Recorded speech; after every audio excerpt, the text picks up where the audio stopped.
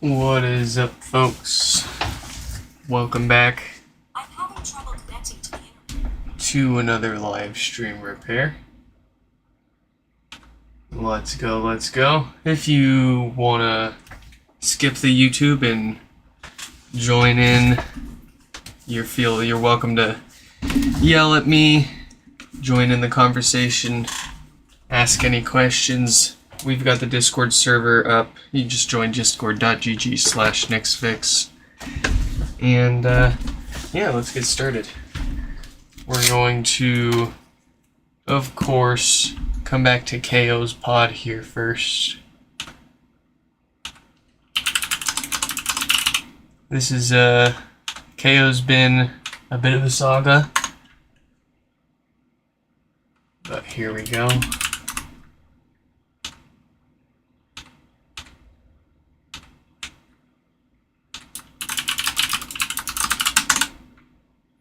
So KO, we got fixed up. It was having this weird power issue where the display wasn't lining up, but it was responding to touch. We got that fixed with a new resistor on the logic board, and did some hardware maintenance, and totally forgot about its, well, the real reason it was actually sent in to us, which is that I'm having trouble connecting. that no base. So we'll get that taken care of, and then we've got, it looks like 3618 that took a software restore that needs some maintenance, and then we've got 3619. It's a brick, and then 3617. I guess Adam there. Adam with some base issues. Then we've got Daniel. Yeah, it's a brick. Oh, jeez. Oh, Jesus. 1, 2, 3, 4. We have 4 bricks in today. This is gonna be pain. Okay, so after that one, we'll do 3562. It's a brick. That one's no power. And then we'll do Kate. Actually, nope, hold on. We'll do Anthony.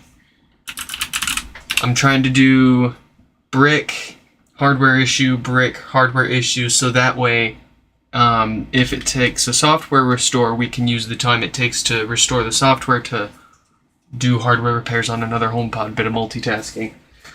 So let's see, Anthony, and then, oh geez, new line, 2 lines. It's gonna be a great day.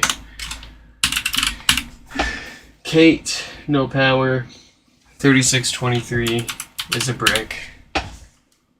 3605, no power.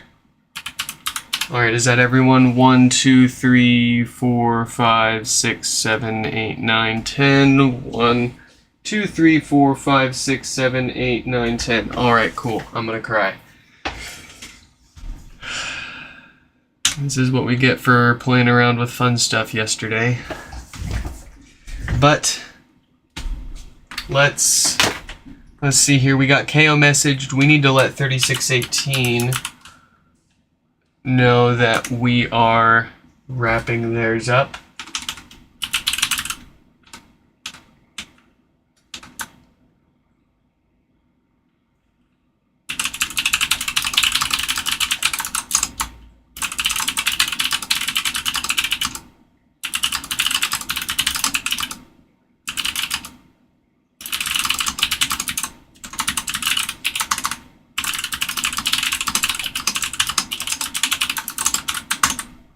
Alright. Oh, and one other thing. I need a beverage. We can't do any of this. Thirsty?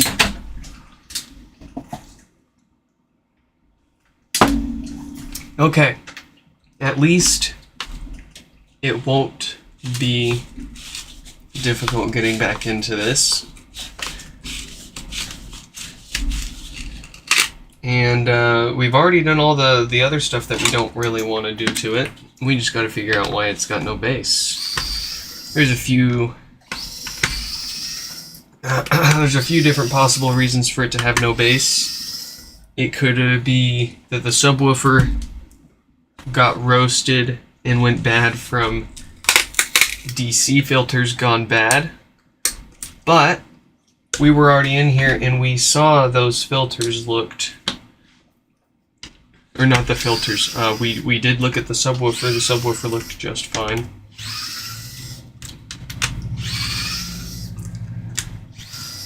And we already gave it new filters.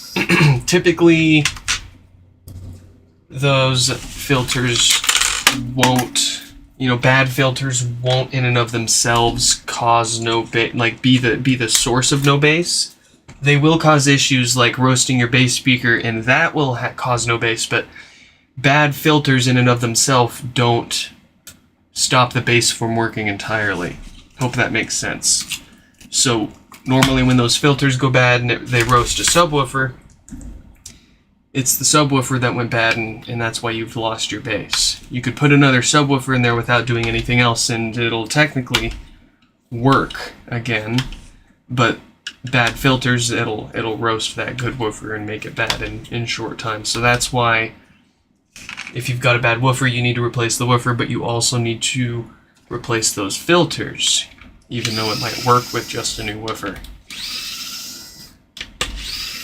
All that, and it's probably not what's going on with this one, because like I said, we already looked at the woofer, it looks fine, we've already given it new filters, nothing looked obviously damaged on the amplifier. So our next bet is going to be simply just a random short somewhere on the amplifier board. It could be a random capacitor. It could be a MOSFET that makes it look like it's a random capacitor. It could be anything. It could be something that we won't be able to figure out, but we'll spend a few minutes on it, see if we can't save it.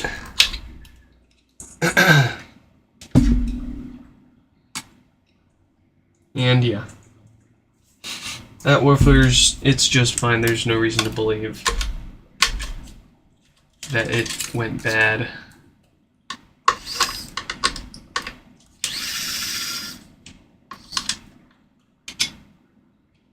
Hey, no worries. I believe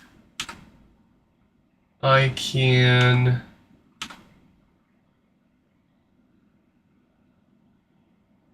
I believe I might be able to fix that for you. Okay, I don't know. That might help you out there.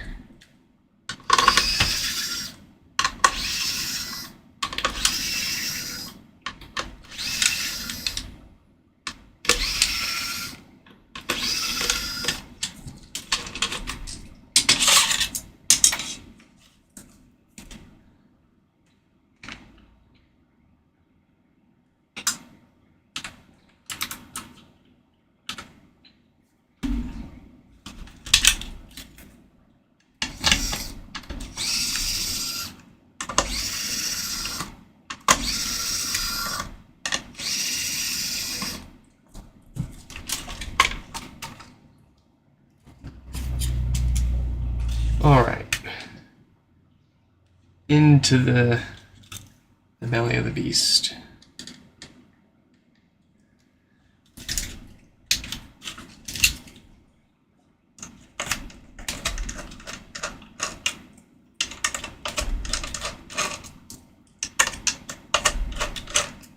Oh, you don't think I'm gonna clear this queue today, Shuffle Hands? I think you're right. But we're gonna try. Also, 4 of them are only going to get a few minutes of time on them each. 4 of them are bricks, so we're gonna see if they restore or not. But they won't take as long either way as most of the other ones here.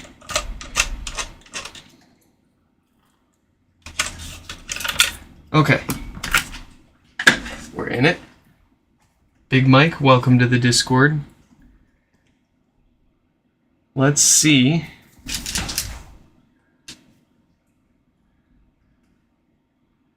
This over here is going to be where we normally see issues. That's about as focused as my current camera will get us, so you'll have to bear with me. But there's a few different areas that we see shorts most commonly. The first one is this black capacitor right here. And wouldn't you have it, first guess, we found it. And you know we've seen this a number of times because I've got a whole strip of new ones. Let's get that replaced and wrap up KO's HomePod here finally.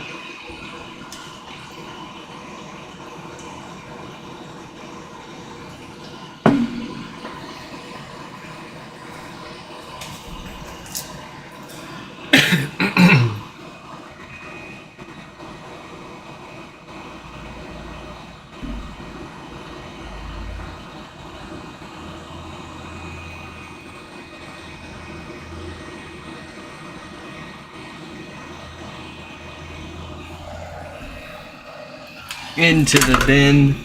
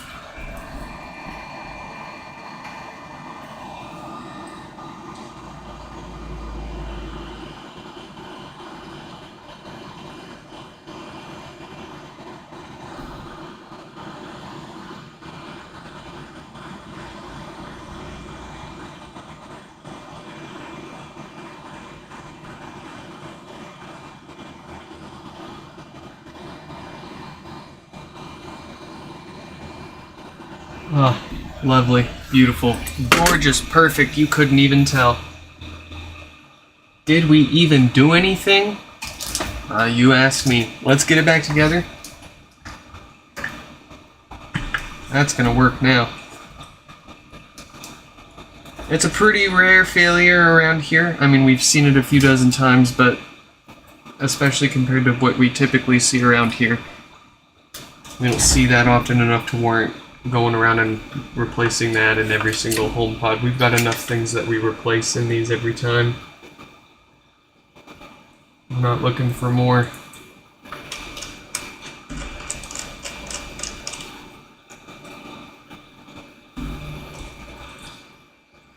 But that doesn't happen very often, and it generally doesn't break anything else when it does.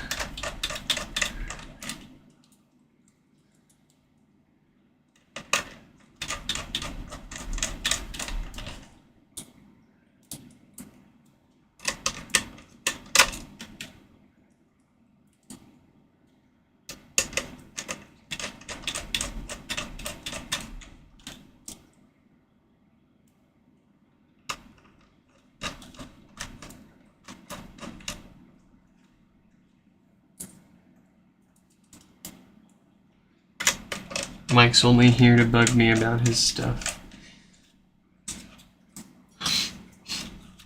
We miss you, Mike.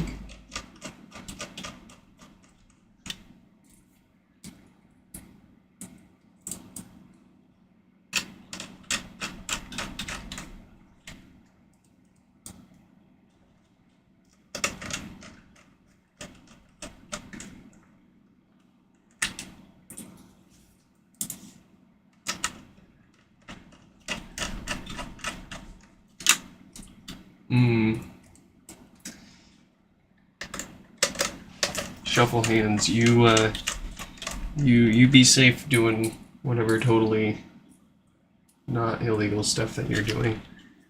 Now you've got me concerned. Concerned like a father.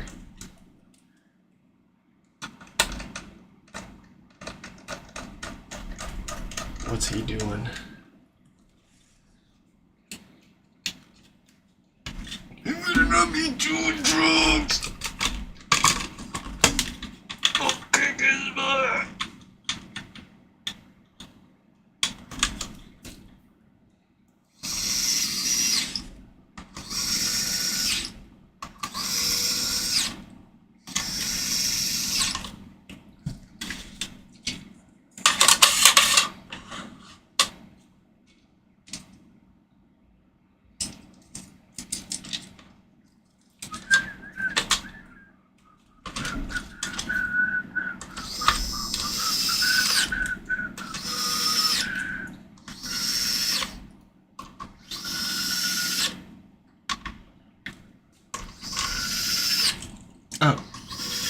Oh, that's perfectly fine, Shuffle Hands. I mean, that, go for it.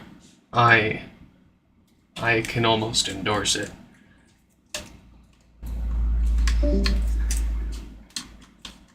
Hello, welcome, and goodbye. I hope they enjoyed their stay.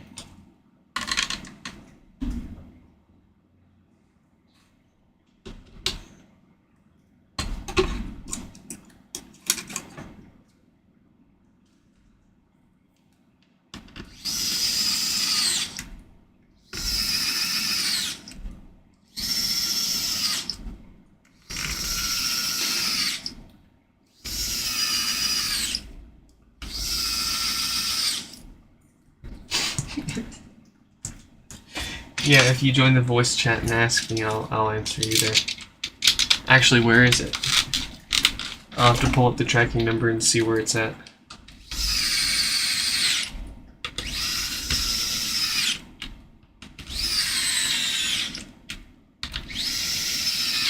Actually, I'm assuming...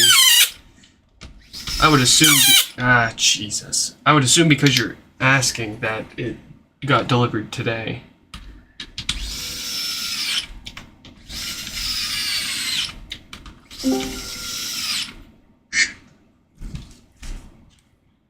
There he is.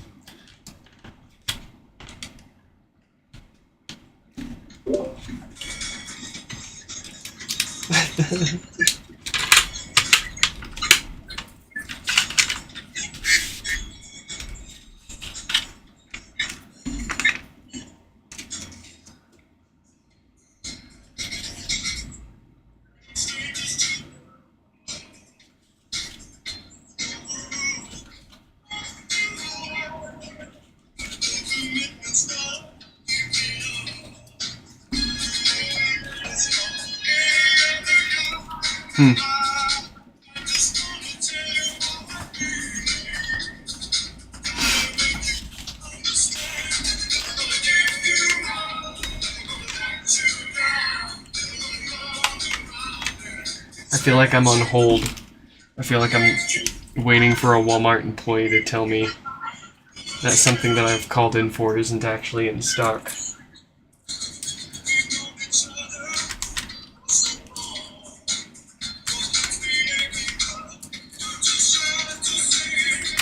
Any moment now, I'm expecting to hear the sounds of a phone being picked up off the hanger. Unfortunately, what you got is not. We haven't had that here in the past 6 months. What do you mean?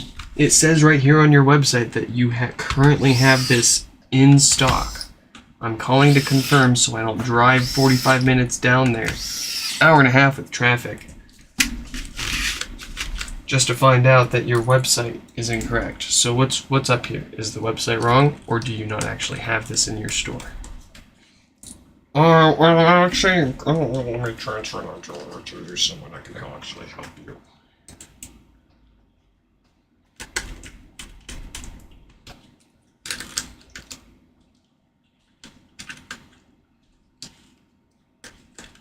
That's okay. No shade to the people that actually work there. They're cool.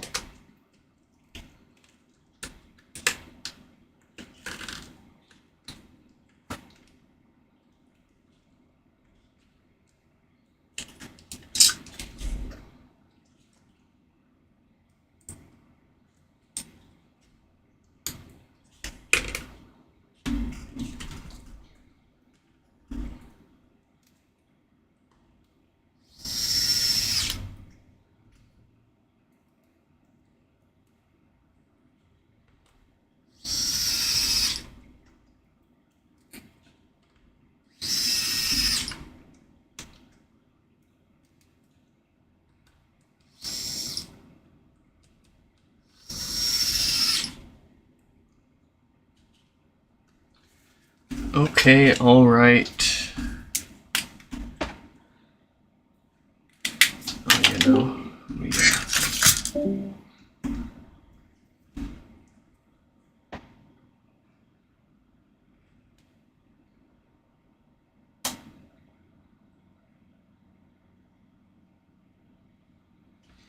There's a tiny little scratch right next to the volume button, and I don't want that shining through.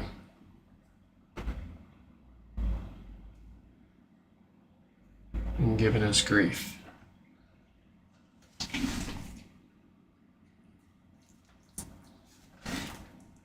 This is one very needy HomePod. Alright, back together you go.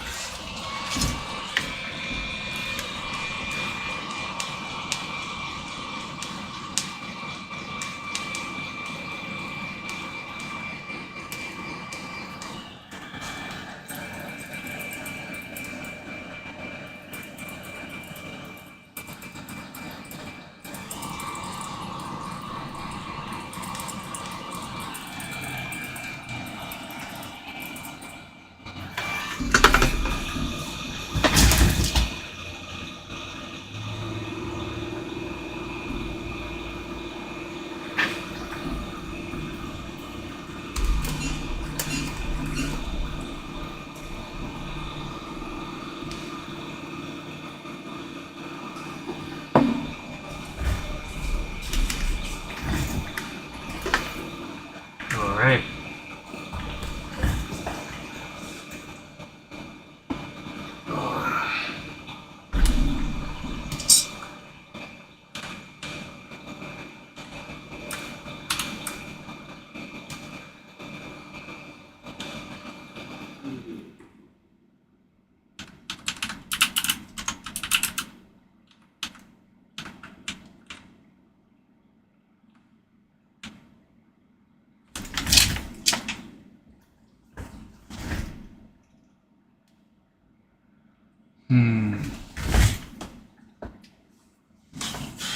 Excuse me. Okay, 3619 is a brick. That guy, okay.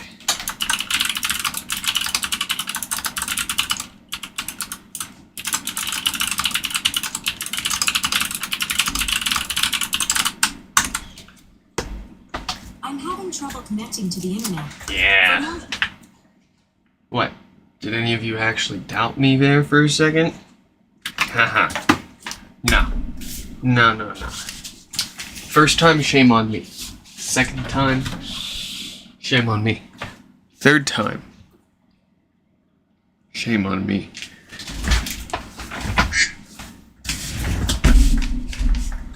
Alright, we've got 3618 here.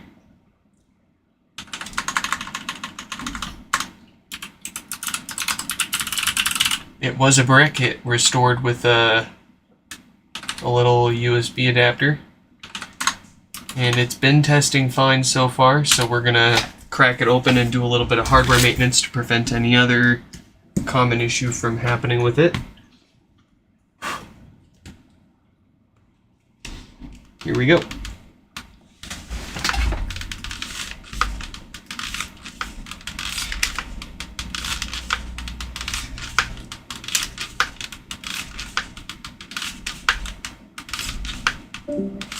Goodbye.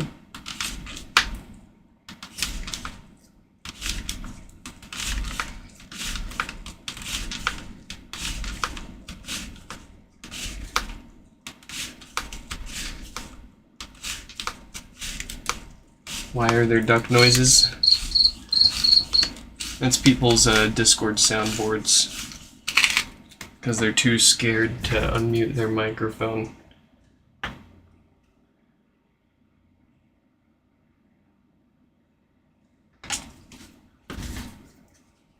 Cue the excuses. Oh, my parents are sleeping. Oh, my sister's sleeping. Oh, I'm somewhere in public and it's noisy right now.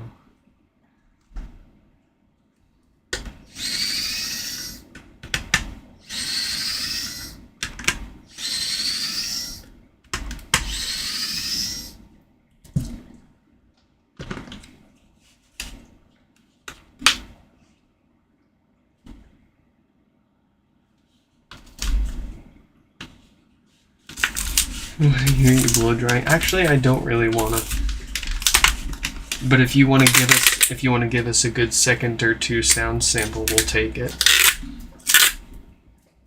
Let us know what it's like in the ears of Stefan.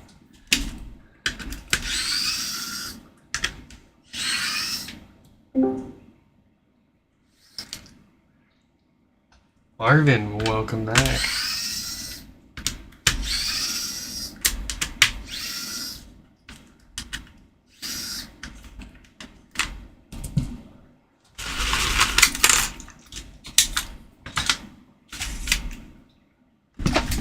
It's time for more Boozahol.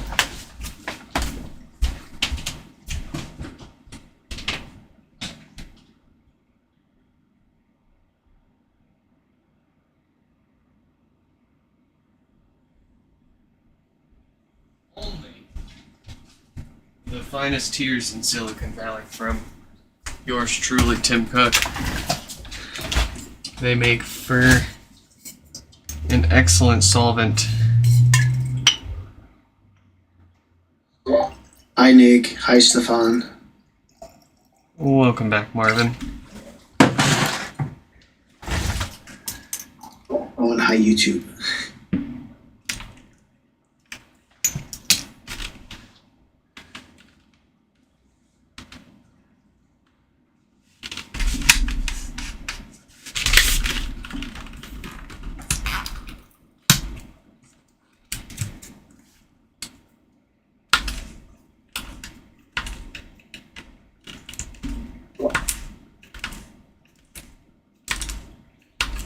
Nick, did you ever repair an iPhone speaker from the earpiece? Like, did you use a soldering iron to change the speaker part of it?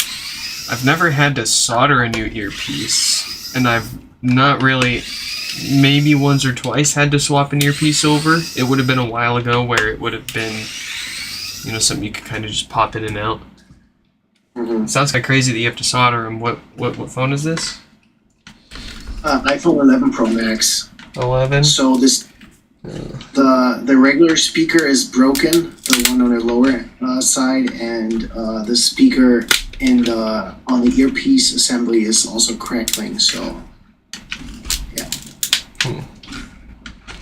It must have been dropped pretty hard, or like liquid damage or something for all the speakers to be messed up. They're pretty robust. They usually don't just blow out, especially both of them.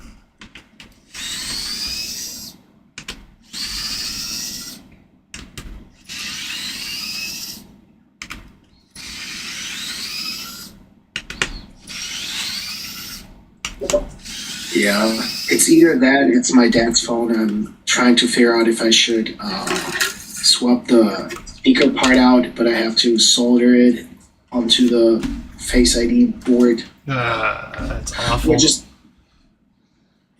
just buy a new iPhone. But I'm trying to look on Facebook Marketplace in Germany, but it's basically unusable. It's 99% scammers.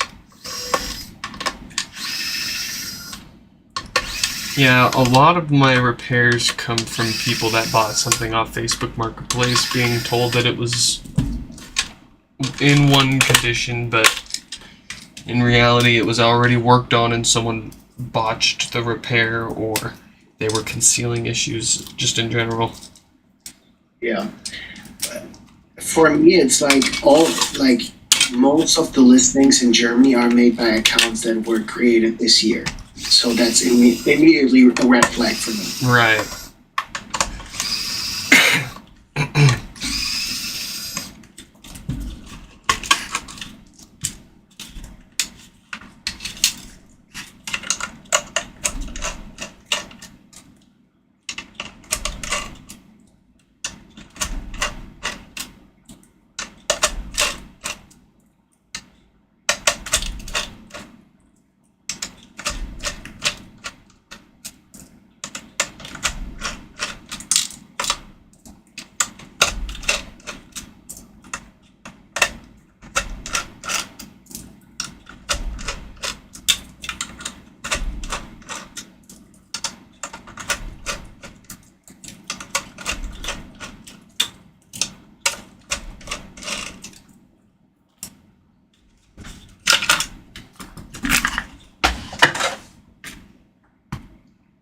What do we got? We're gonna give it some new filters. They all get new filters. All the filters go bad, so they all get new ones. We've got a 42K dated Schottky diode. Don't need to worry about that causing power issues. A nice looking 10 ohm resistor. Everything else looks okay. I mean,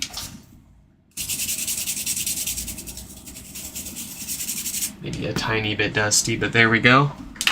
Let's get it some new filters and get it back together.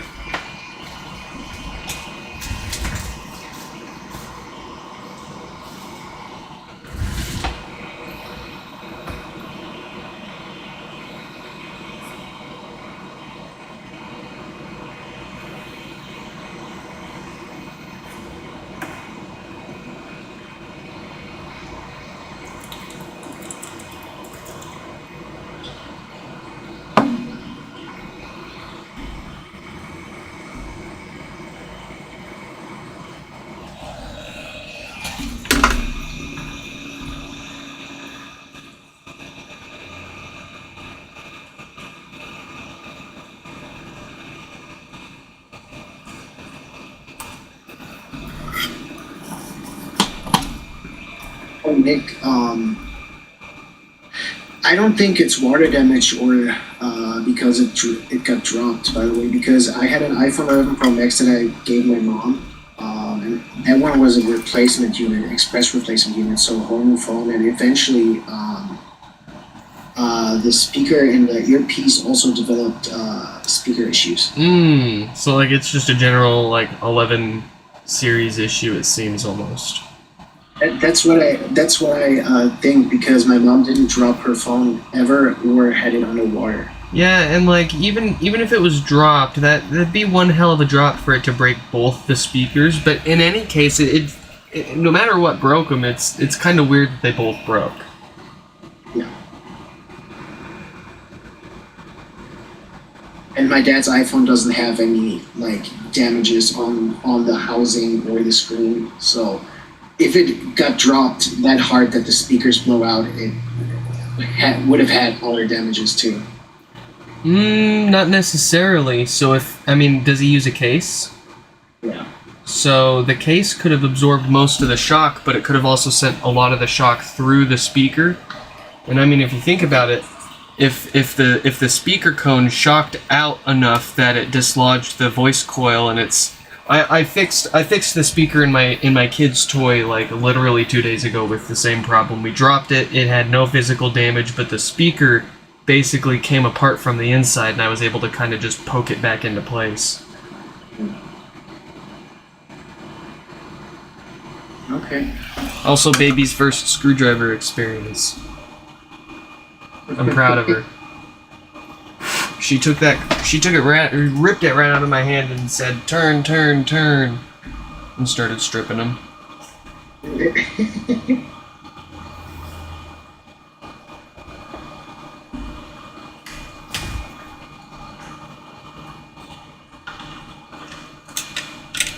Oh boy, when she can start fixing HomePods, it's game over. I'll make her fix all the HomePods and we'll do all the fun stuff. Damn child labor, I see. Yeah, she's gotta pay rent. She gotta pay rent, taxes, all that. Raising her ain't free. Especially in America. I'm gonna call CPS. Listen. They'll come over and they'll be like, alright. And then they'll leave. Because I'll bribe them with HomePods. Fair.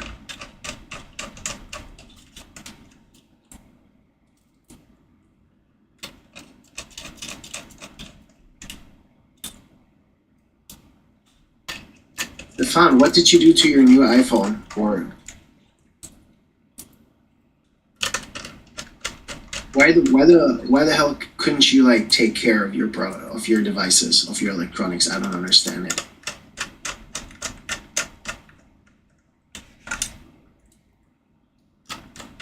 No, accidents happen, but at the rate you're doing it, it's not an accident. You're doing it on purpose. Stefan is the reason why there are insurance companies for cell phones. No, he would have been kicked out of insurance companies ASAP. Now Membership terminated. they charge like $100 deductible just to replace your phone, and then actually I don't know how insurance works over there, but I mean, I got kicked out of my car insurance. oh, did you get in too many accidents or tickets? We don't. The tickets don't count in Europe towards your insurance, so that's just a completely different thing. So your insurance also doesn't go up if you get a lot of speeding tickets. No way. But yeah, we had too many claims. My mom had a bigger accident with my car. Oh man. Yeah. So then what, did you find another carrier, or you just don't have insurance and wing it, or do you just public transit everywhere? The police will, if you don't have insurance, the police will find your car and remove basically the labels, the stickers on it.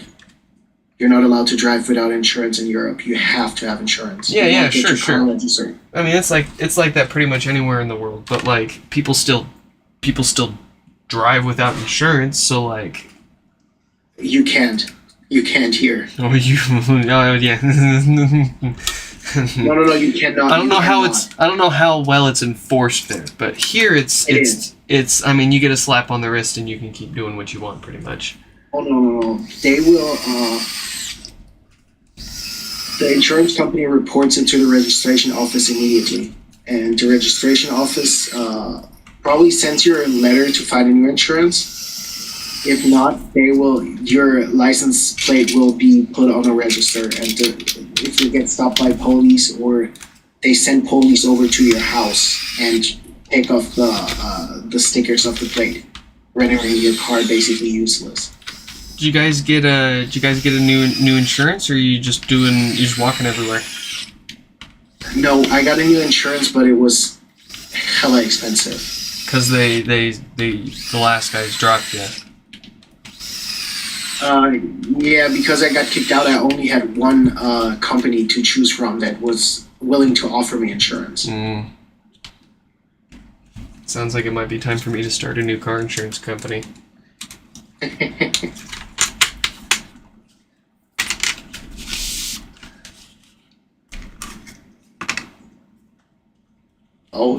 Stefan said, nobody gives a damn here if you have insurance. Yeah, it's depending on where you live around here. It's more or less like legally you have to have insurance, but Yeah. if you don't get caught, you can get away with it for quite a while. I mean, just last week, I almost got in another car accident because some jackass was running a stop sign, and I almost chased him down. But I noticed that they didn't even have plates on their car, and their whole rear window was smashed out. So that's kind of like I don't want to mess with that, and I'm not carrying right now, so I'd rather not. Yeah. I mean, Stefan is also from Eastern Europe. You can't really compare Eastern Europe with Western Europe that well in terms of these things. Yeah, oh yeah. But it is interesting to see the differences, how everybody handles it.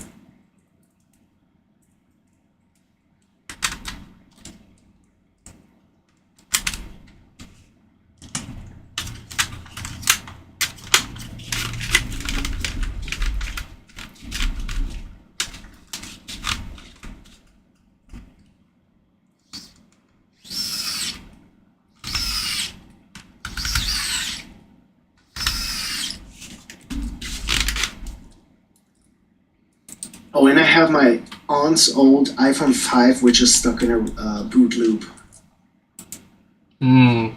Probably. I would put money on probably the storage went bad, or the BGA for the storage. A lot like the HomePods, Yeah, I think so too, because I can't even tell you how much storage it has, but her what's it called? The children of her children. What's the English word for that? Grandkids. Grandkids, right? They also played with the phone, and you know how it is. So she also said the phone always got hot, and she wants the pictures of the phone, but I don't know how to get those. Oh boy, that's gonna be a data recovery kind of thing where you pull the storage chip itself off and pull the data with an external reader. Hell no, I'm not gonna do that. Or with it being a 5, you could just put it in another iPhone, I think, maybe, and you could just well, you can't restore it, you'll lose everything. I don't know. I haven't done any of that kind of work. Yeah. But my money is still on it's probably the storage, the NAND or the BGA for the NAND went bad. Especially if you're saying it was getting real hot too. Yeah.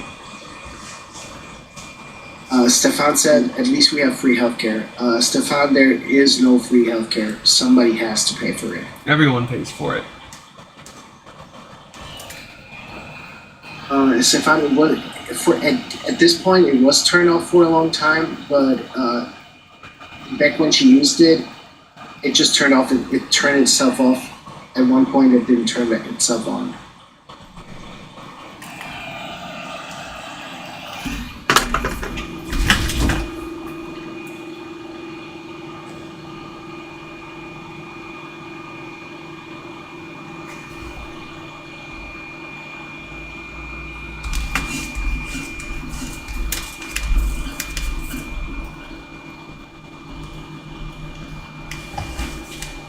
Alright.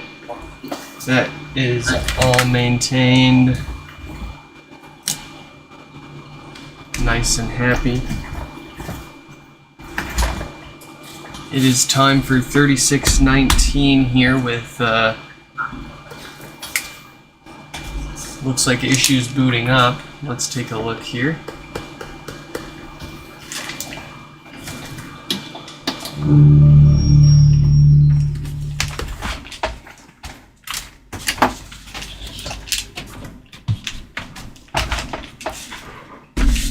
And after this one, we're going to look at Adam. So let's let Adam know they're coming up next.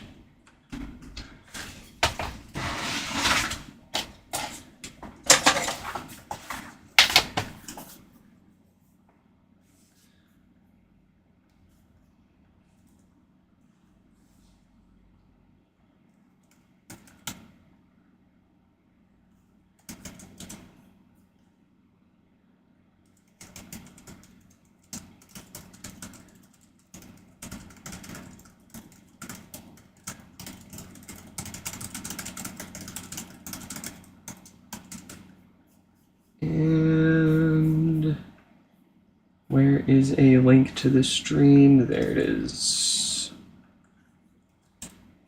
Cool. Adam has been messaged. Looks like we've got the blinkies on 3619 here. Let's get their name up on the screen.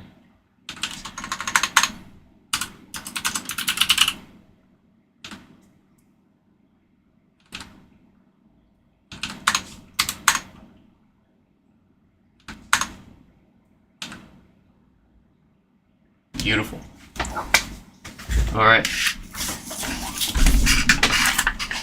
For this, let's get access to the debug port. Someone's been in here.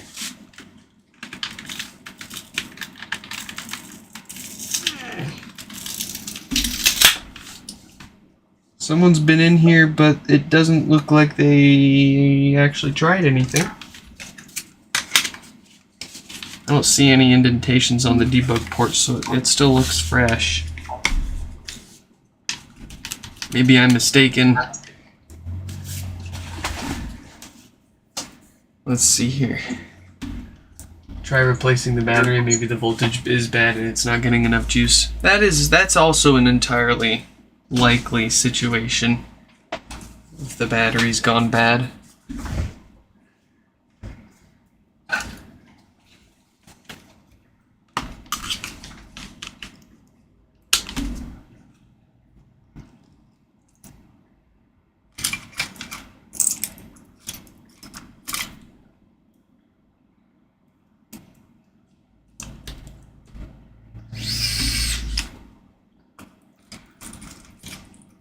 Get our handy dandy 3D printable USB adapter secured into place.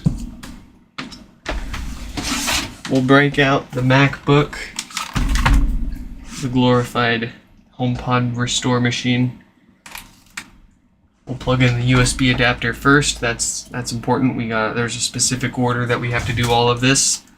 It needs to be upside down before we do anything. And then we can connect the USB cable. And then, only then and after everything else is done, we can plug its power in and run our commands.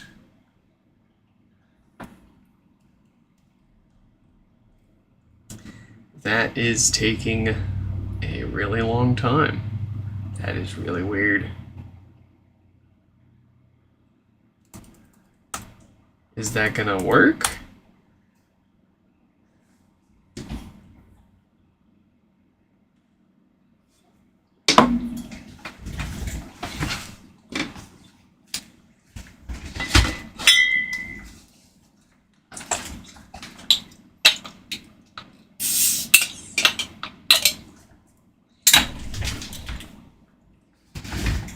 Yeah, interesting.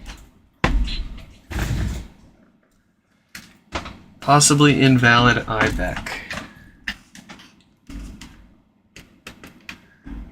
Let's try reattaching the adapter one more time here. Sometimes it's just a bad connection, but it looks like everything is going where it should.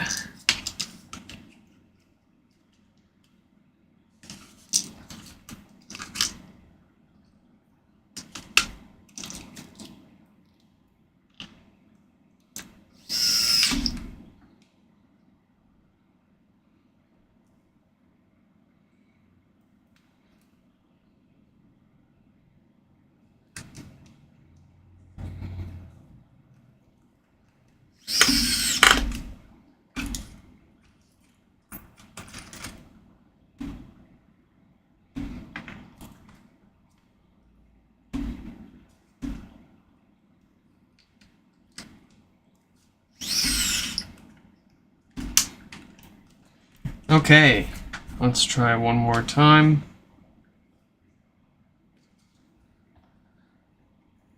I'm gonna try my other USB port also, just in case.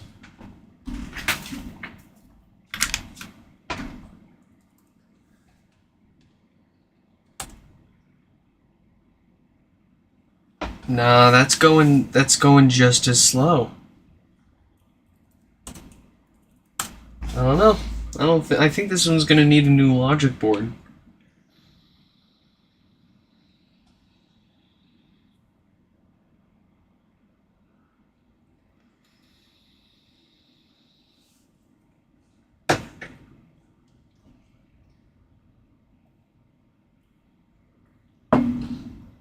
Yeah, same error. Same exact error. Possibly invalid IBEC.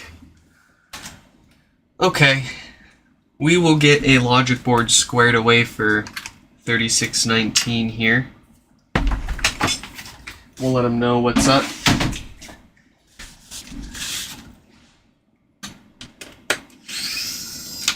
I think I do have a few. I just need to test them out and make sure that they're good to use. So we should be able to come back to this one tomorrow and wrap it up.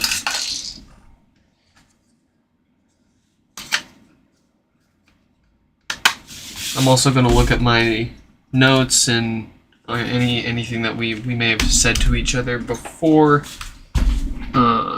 Maybe they already tried that and I'm just wasting my time here.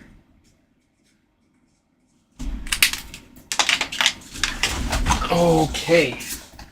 Well then, in the meantime, let's move on to Adam's HomePod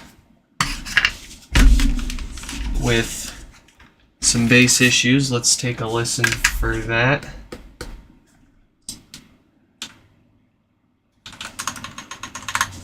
Adam, and then after Adam is going to be Daniel. Daniel with a brick. Oh boy. It's Brick City today. 36-14.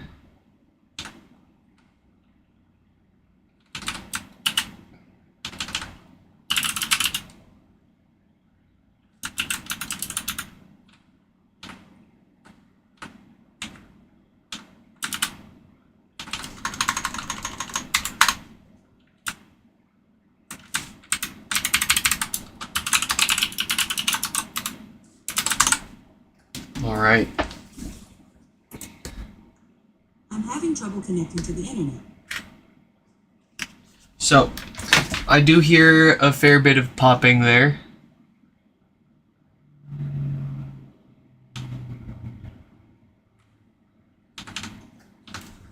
Let's get this. Sounds like we're gonna need some new DC filters for this guy. Let's get it fixed up.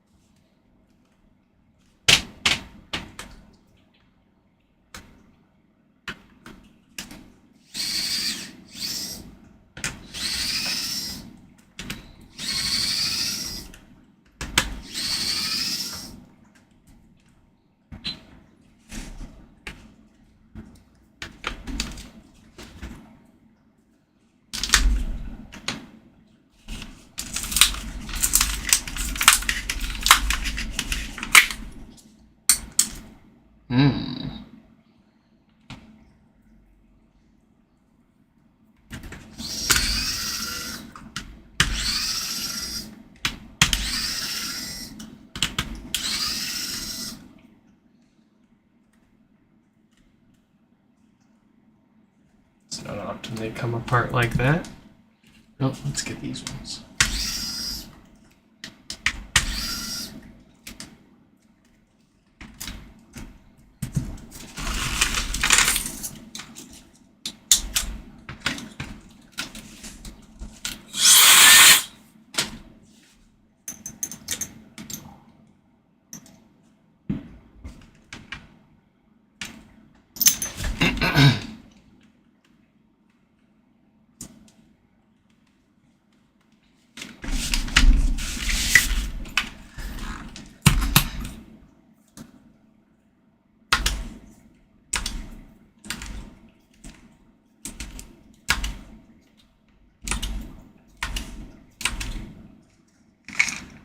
Got some cracked plastic over here, but that shouldn't cause any issues.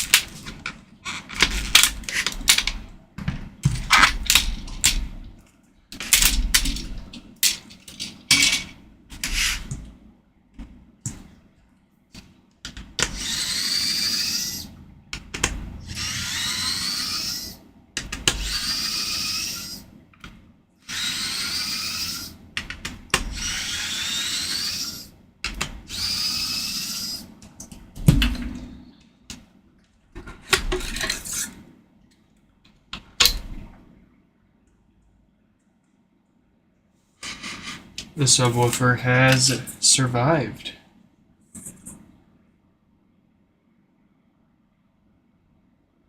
It did get a little bent. Actually, that might just be my eyes playing tricks on me.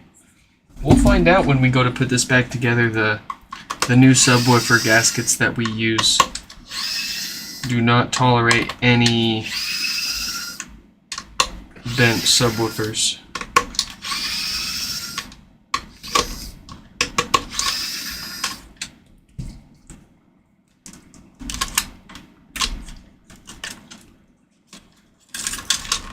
Thanks for stopping by, Marvin.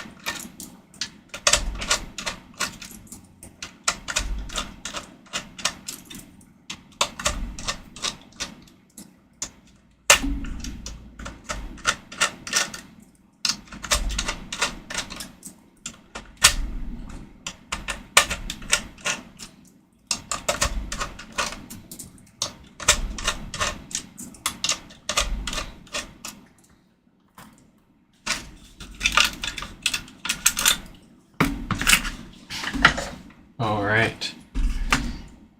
A 48K dated diode means that will fail and cause no power down the road. We'll get that replaced after these filters here.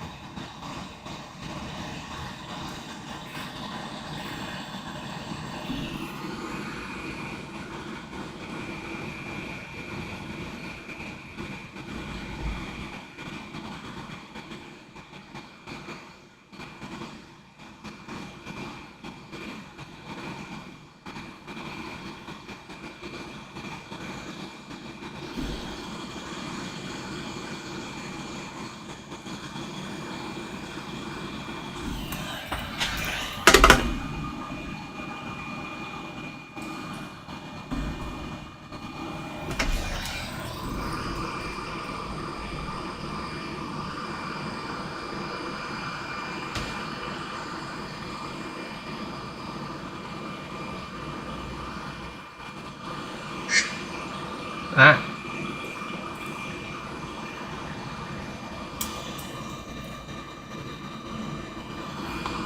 Who's quacking?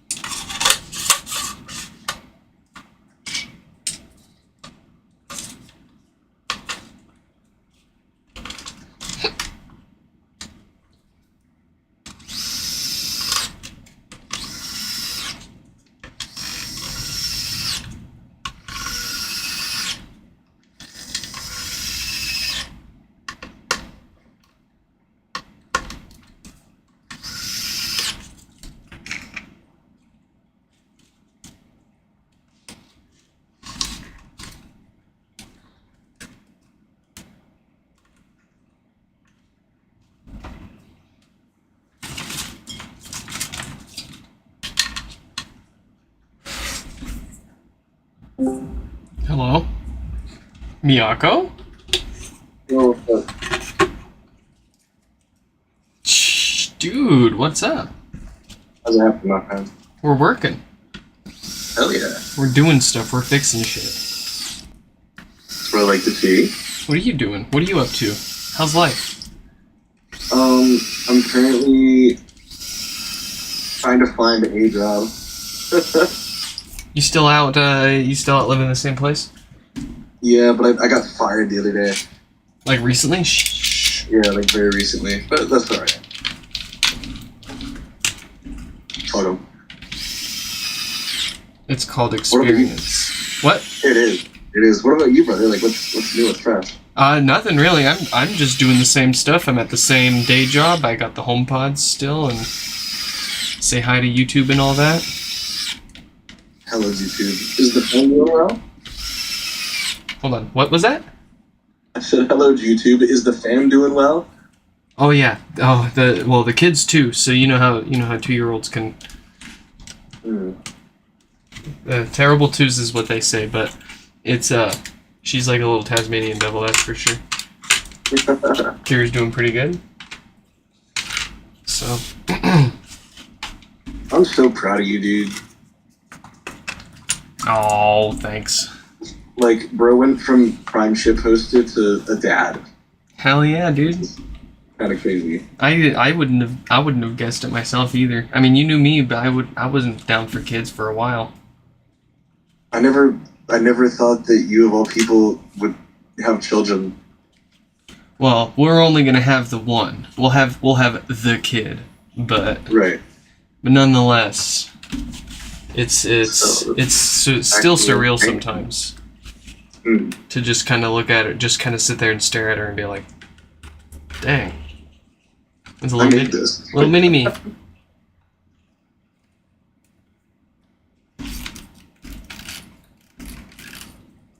Like, this is the result of my actions and decisions in life. Oh shit. Well, not just actions and decisions, but like freaking luck too. Like, childbirth's scary. You don't realize like how kind of like much of a miracle it is that people don't do like the kid that you give birth to and you don't die in the process. It's insane. Yeah. It's insane. It's crazy, dude. Props to the wife for putting up with it.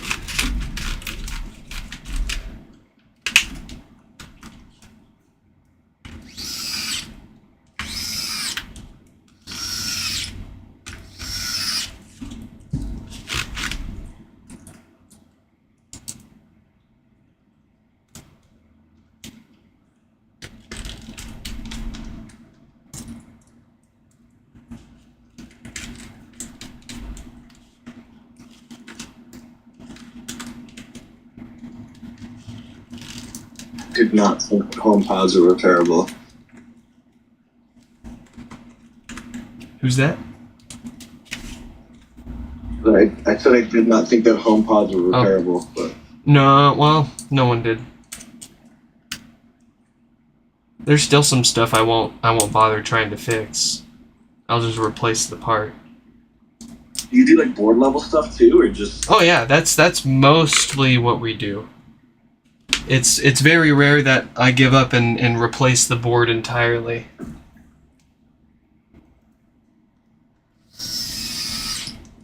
Now you if you stick, well, let's see. Yeah, if you stick around, we've got a few that are gonna get some soldering irons taken to them. Yeah, I still have to send you mine. Is it still stuck in Japanese? It's still stuck in Japanese, and it also won't connect to Wi-Fi. The connect to Wi-Fi thing that you might be effed. I might have to replace the logic board. But it being stuck on Japanese, I think that's just a iCloud thing. it's tied to the language in your home, if I'm not mistaken. But it's also like it'll default to Japanese if you've got your account set to Japanese or something. The weird thing is the account is 2 seconds per time. But after I changed my phone to Jack Siri, I think that's part of what bricked my HomePod. I don't know, man.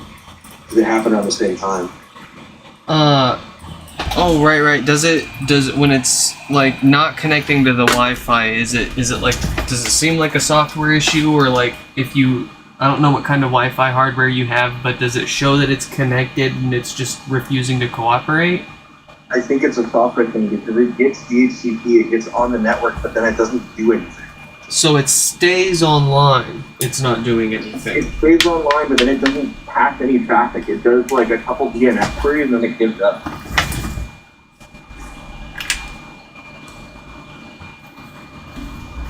You have a 3D printer? Hmm? Do you have a 3D printer? I don't, but I have access to one. You don't have a soldering iron either, do you, though? I do. You do have a soldering iron. I do. Dude, make one of these, and then just restore the software on it. Oh yeah, I saw that. Or, you send it to me, we'll take care of it for you. You've done enough for us. Mine doesn't have like the USB-C thing on the bottom. No, none of them do. That's why this was made. Connecting to the internet. That's why we made this, because there is no USB. You'll see actually on Daniel's here how it's done. Adam, you're all good and fixed up, I'm ready having to. trouble connecting. All right, Daniel's turn. Let's get their name up on the screen. Daniel's a brick. Let's get them powered up and see exactly what it's doing here. And after Daniel is going to be 3562, so we'll let them know they're up next. How did we reach them? It was an email.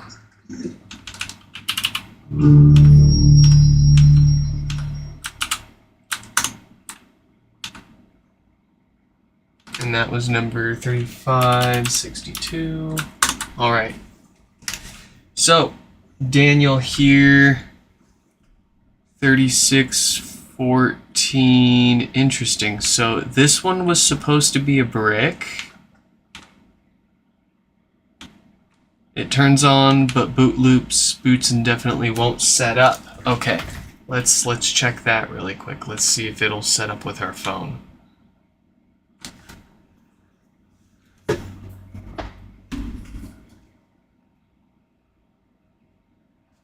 Oh, my Wi-Fi's off. Of course.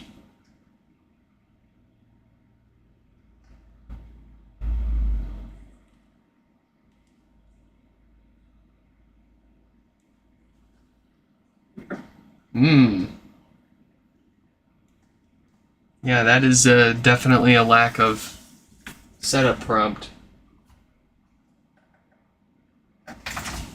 Very much missing NFC.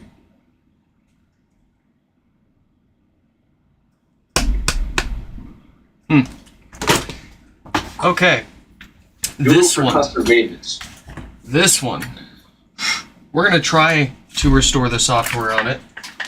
I sincerely doubt it's going to do anything. It's going to help. But here's how we do it.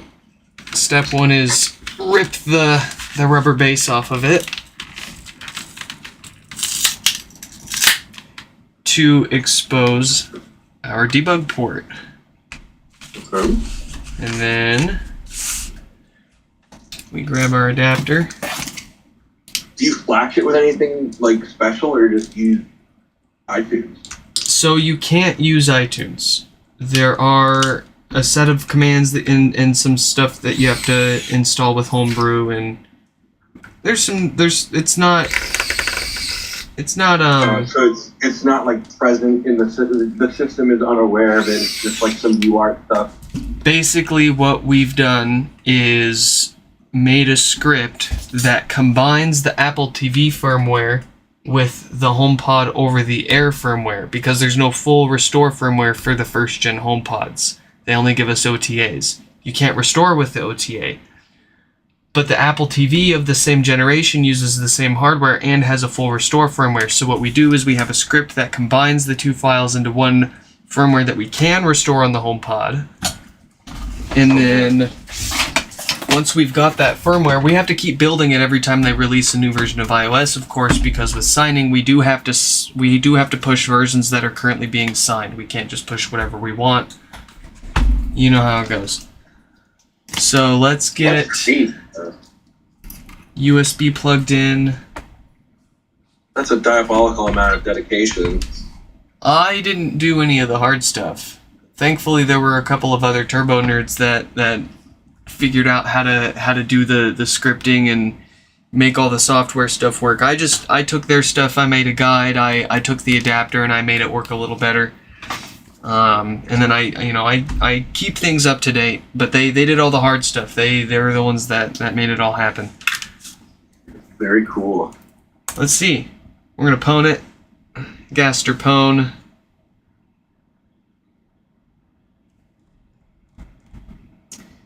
This one's behaving really weird too.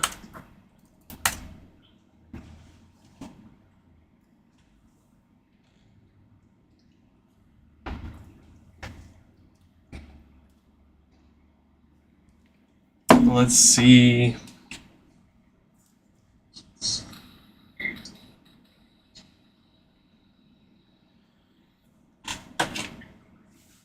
Did I eat today? I did. I had 2 Reese's peanut butter cup eggs and 2 Kit Kats. Brother, you need to eat. And I'm on my second Corona, so we're keeping up the calorie count. We're not in a deficit, I think. That's true. You do offset that with the Corona. Speaking from experience. Well, look at that. It is proceeding with the software restore.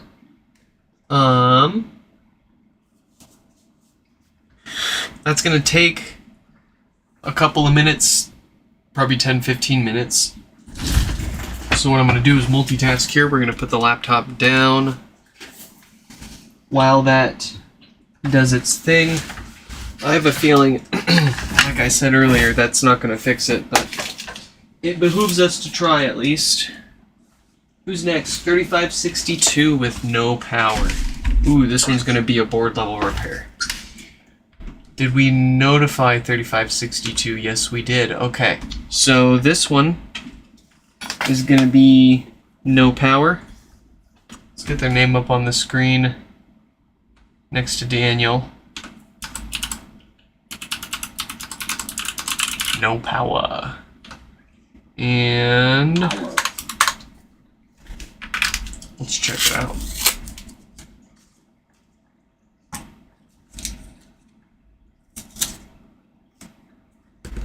No lights, no power, no nothing, that's for sure. Alright, let's crack it open and get it fixed.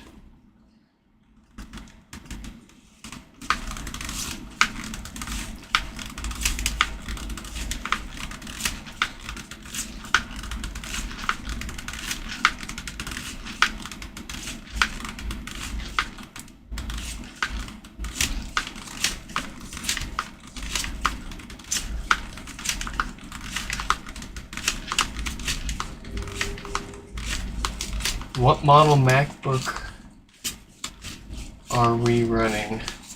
Oh, that is it's a 16-inch M2 Max, 32 gigs of RAM. No, yeah, 32 gigs of RAM, 1 terabyte SSD. I mean, nothing too exciting, but not the blandest. Have you tried Asahi Linux yet? Did I try a what with what yet? Have you tried Asahi Linux yet on your Mac? Oh no, I haven't messed with any.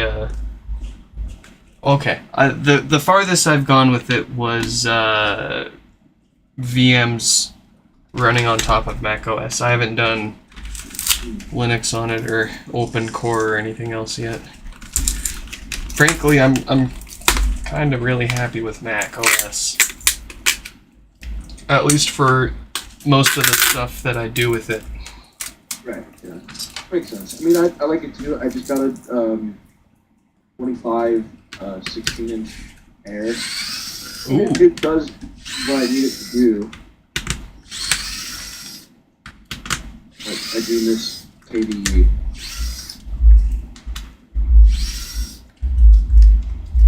Wow, okay. I'm about to go outside and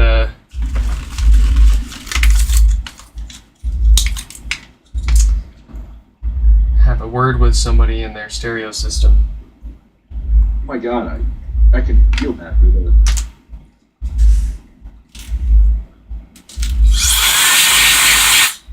That's crazy. I'll give him 5 more minutes, and if they're still doing it, I'm going out there, and I'm gonna make him feel very uncomfortable. Mm-hmm.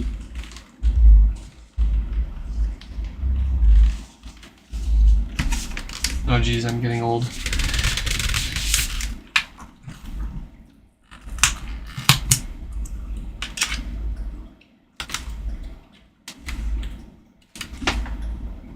About 50% of the way through the software restore on Daniel there.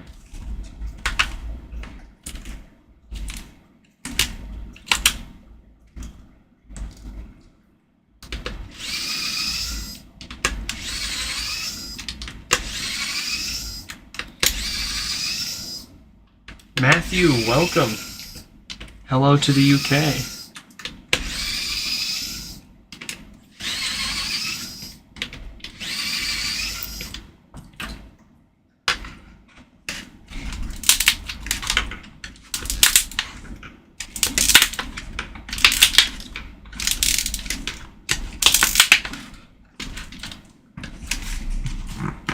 Very crunchy.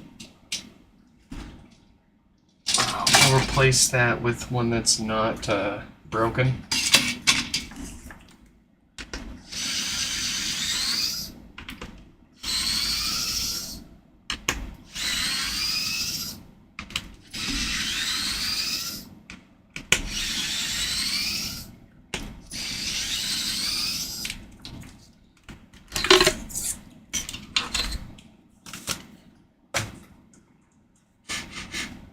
Subwoofer don't stink.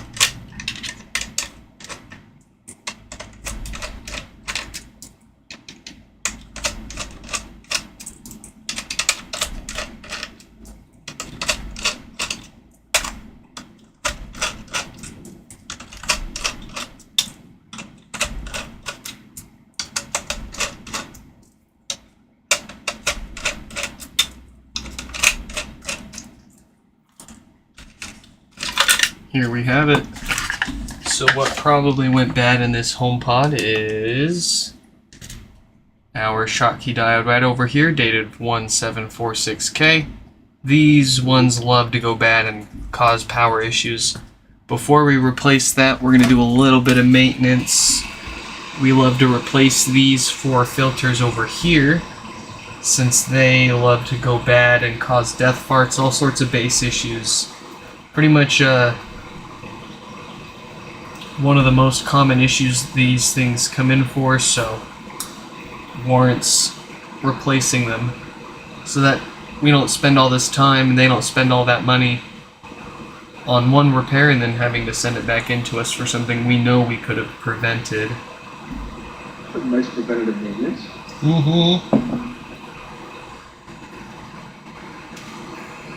I wish we knew when we started fixing HomePods, because we didn't figure these filters out until a little bit later.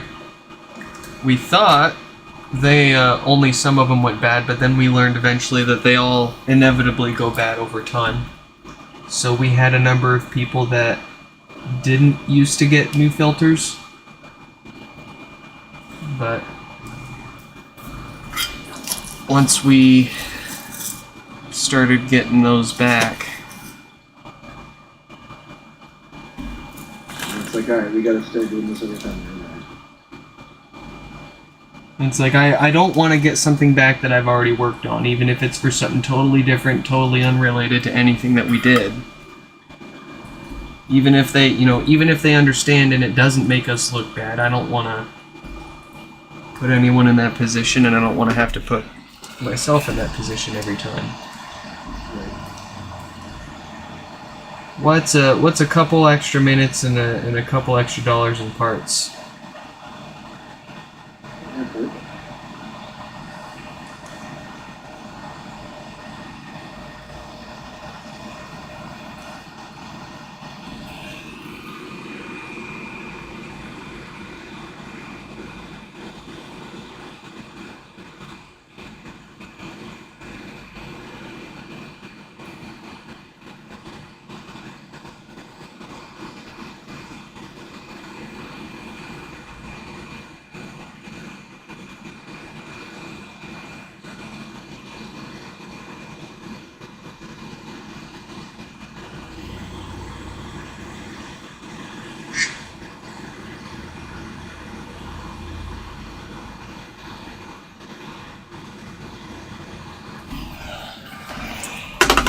Alright. New fart filters are on. Let's fix the actual problem here. There's our dead diode.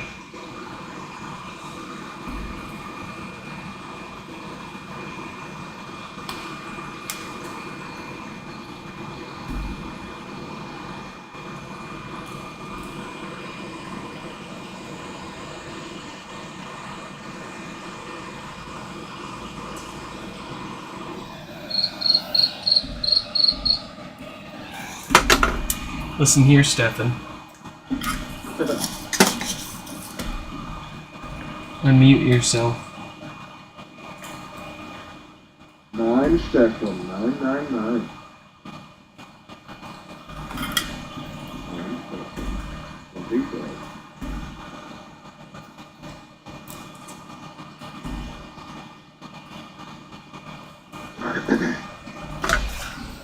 This is fantastic, Loki. Well, thank you. It's almost like we've done a few thousand of them by now.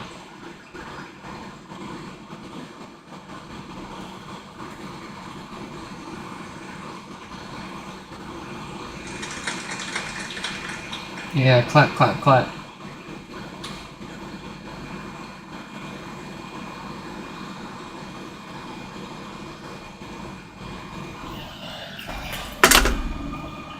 Goodness, the only way we can make it look better is if we got a better camera. Let's get this back together.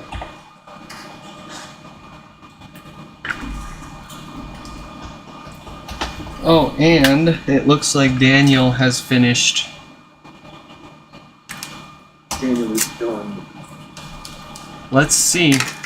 Let's see if that helped at all. I don't think it did.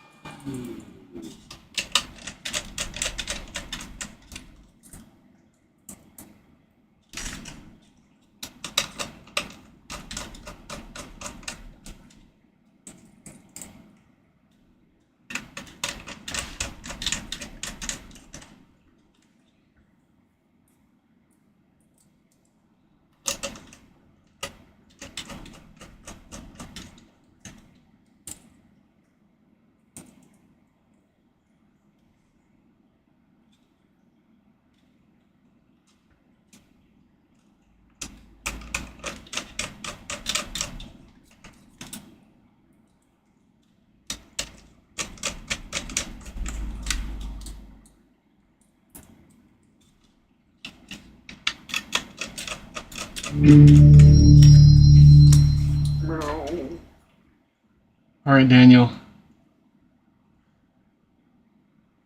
Let me go grab my other phone just to be absolutely sure here.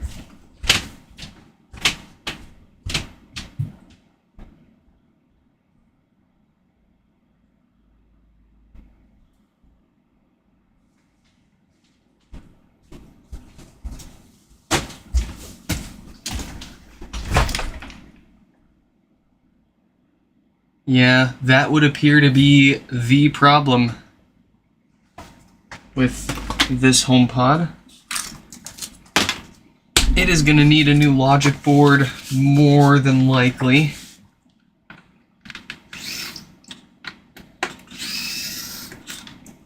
Where do you source logic from? HomePods. So you just eBay, just buy a bunch and again. Yeah.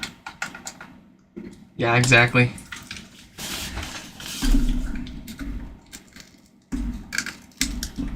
That's what you gotta do.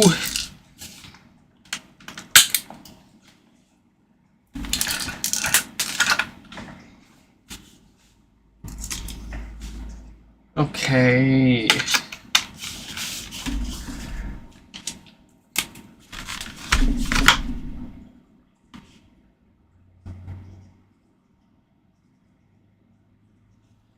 I'll get a logic board sorted out for Daniel here. Like I said with 3619, I do have a few parts pods. I just need to make sure that the logic boards in them are good to use here. Actually, folks, let's take a quick break here. We're going to step away for just a minute, and we will be right back.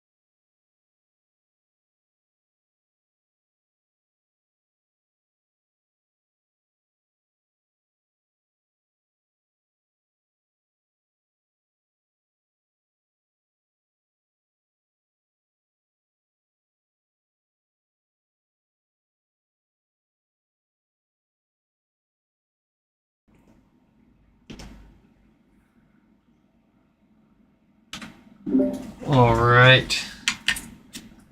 We are back. Salutations. Thank you, thank you.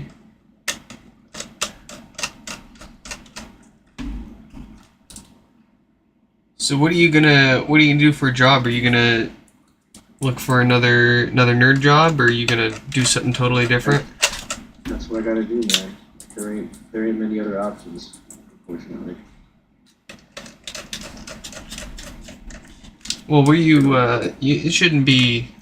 Were you at the same place for pretty much as long as I'd known you? No, so I changed to like a higher position after that. Yeah. I remember that. And then that happened. But I mean, really, it's just server stuff. It's just sticking around with big machines.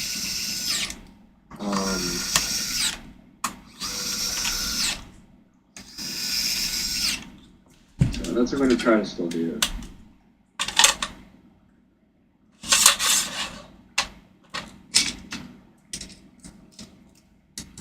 You could be a what do they call it? is it a system prompt engineer? A Oh freaking God. yeah, yeah, you know what I'm talking about. Prompt engineer? Yeah. Oh my God.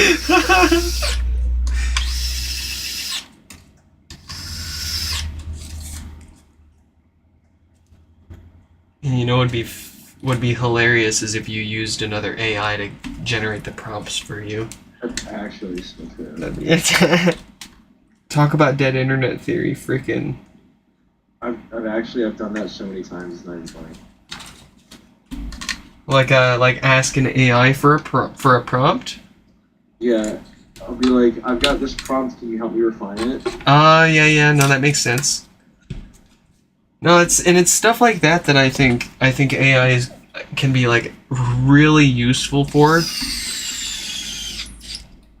Think like questions that are kind of a little more outside of the box like that.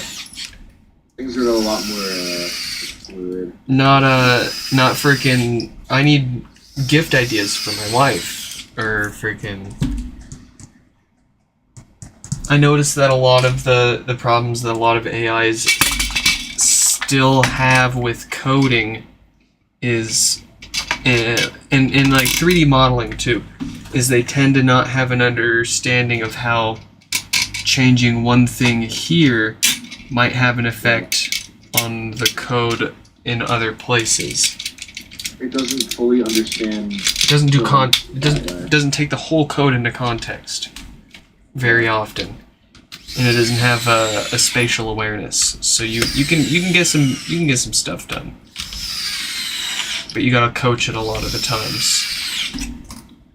You really have to give it like you can give it some guide rails, really, to do what you want to get it to do what you want it to do. But once you do, it's damn good. Like I had everything set up for me, like, cause I'm a lazy motherfucker, but Yeah. I would have it write my scripts for me, and I had this sort of template where it's like, this is what I have, this is where I want you to be, this is all the environment variables that you're going to deal with, and this is what I want the data to look like when it comes out. And give it an example. And it's really good at it's really good at going from A to C and figuring out what B is supposed to be, but you have to really tell it where you're at and where you want it to be. Like Yeah. You really have to strictly define A and C and let it figure out B. Well, and sometimes you gotta kind of have a general idea of what B is supposed to be, because otherwise it could give you a totally wrong answer and you don't know better. Yeah, that's right. But that said, I have used it for so many things that I have absolutely no experience in, and it's like anything else out there. Like, our teachers were joking about, like, you're not going to carry a calculator around everywhere you go, so learn how to math without one. And now we're carrying calculators everywhere. We're carrying AI around with us everywhere too. And also supercomputers in our pockets. Yeah, and it's not a whole lot different than when we had access to the internet and Googling things and Wikipedia going through school. Like, it's a matter of, you got to do some research, be a little skeptical. Don't just take what, it's like if you Google something, you're not going to take the first answer or two as, at face value and immediately assume that that's fact and true. You gotta, That's the thing. Some people do that. Some people will take whatever the AI gives them, and it's like, all right, that's the complete answer. We don't need any more information. Man, that's scary. Yeah. To just put complete blind faith and trust in something without. That scares me. Well, that was one of the things I really started getting pissy with people about at work, was like people would start using AI to write their emails, and I'm like, they're literally just copying and pasting an entire thread. Nice, Stefan. You're literally just copying and pasting a whole thread of communications that's internal and like probably shouldn't be given to an algorithm, and you're telling it to just come up with a response for you. Like, that doesn't make any sense. Oh, good night, Stefan. No, that's a lot like how I feel, and then and you're feeding it all of, not to mention your work data, all of your secrets. My secrets. I was working with a developer once, and this guy, like, literally, I watched him. He thought he was on his other screen, but I watched this guy copy and paste, like, an entire script that had environment variables pointing to a very permissive application in Azure. And, like, reads for everything, and I'm like, why would you? Are you brain dead? Okay. No. Another good example of this is I was trying to figure out. I wanted to embed a live counter on my website for how many HomePods I've fixed so far. And it was going to be, the number was just going to be based on how many people have submitted a repair request. Because that's a really easy live metric to associate with and push to my website. So I asked ChatGPT, and how it works is my repair request, if you want something fixed for me, you fill out a Google form. And I have a spreadsheet of all the Google forms everyone sent in, so they're numbered.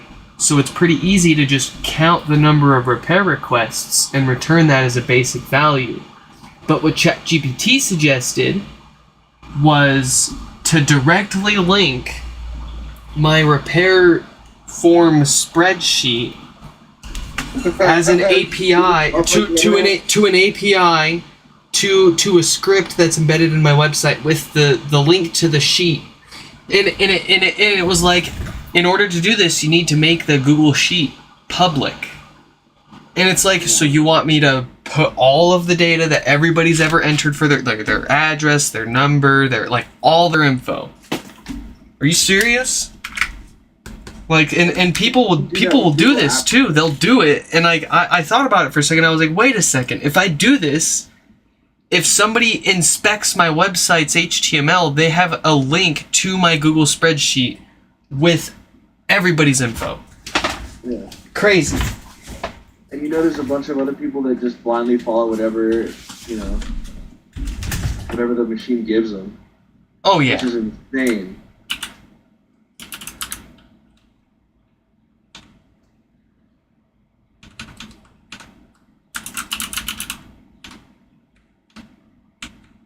Like, I understand the dichotomy of, like, oh, it's the machine is smart, we should trust the machine. I'm having trouble connecting to the internet. Diligence.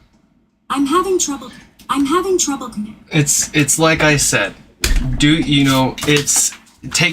the info at the very least, or at the very most, with like a grain of salt, or like it's like talking to a crazy coworker. They might have some good ideas. Sometimes they might be right on occasion. Heck, they might even be right more often than wrong. But everything they say isn't always right, and they're still crazy. Let's see here. Oh yeah, Daniel will get him a new logic board. 3562 is all fixed up. Let's get Anthony with a... Oh no. Oh, it's another brick. I thought you were gonna say and. And... Like and. Antony.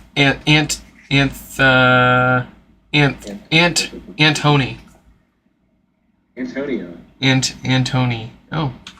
After Anthony, we've got Kate. So let's let Kate know that they're up next.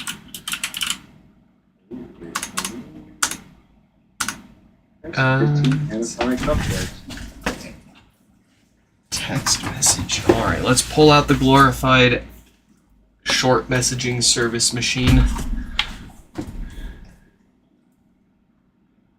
And let's text a fella.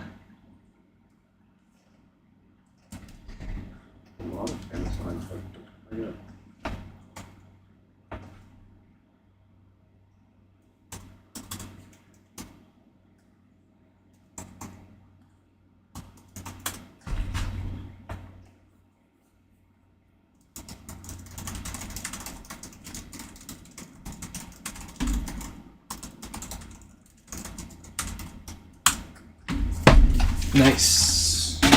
Okay, so we've got the blinkies on Anthony's HomePod. Let's give it a go here. We're gonna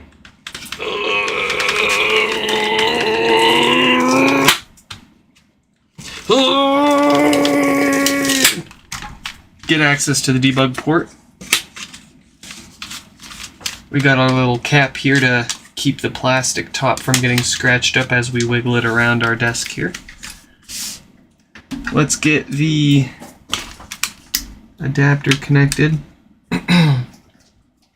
and see what it has to say for us.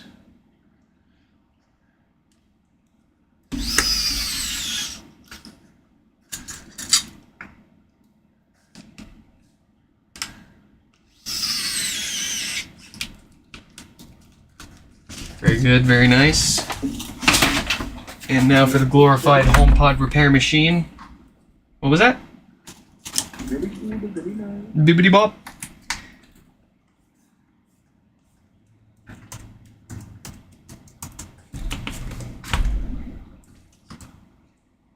Alright, place your bets, folks.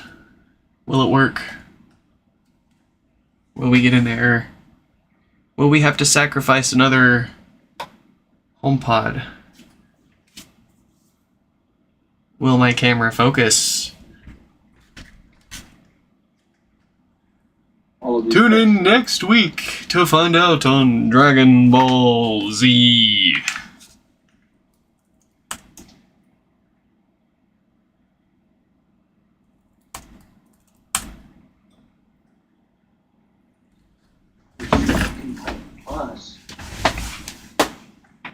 Here we go. Usually, hardware errors with HomePods will throw an error pretty early on in the restore process. So once we get a progress bar, we will know that we are looking pretty good. We won't know until it's all done and we try to set it up, but most hardware issues that brick these HomePods will fail this restore process early on. So let's see, fingers crossed. We're already past the NAND. That's very good. Okay. Yes. Yes. It's working. And I have a good, I feel good about that one. So, y'all know the drill. We're gonna set this down to the side and let that do its thing while we pull up the next repair. We've got Kate with no power.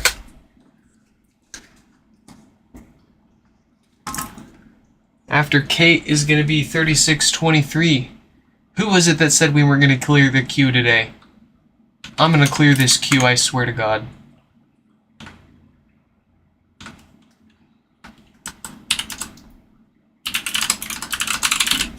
What do we got here? What do we got? No lights, no power, no nothing here.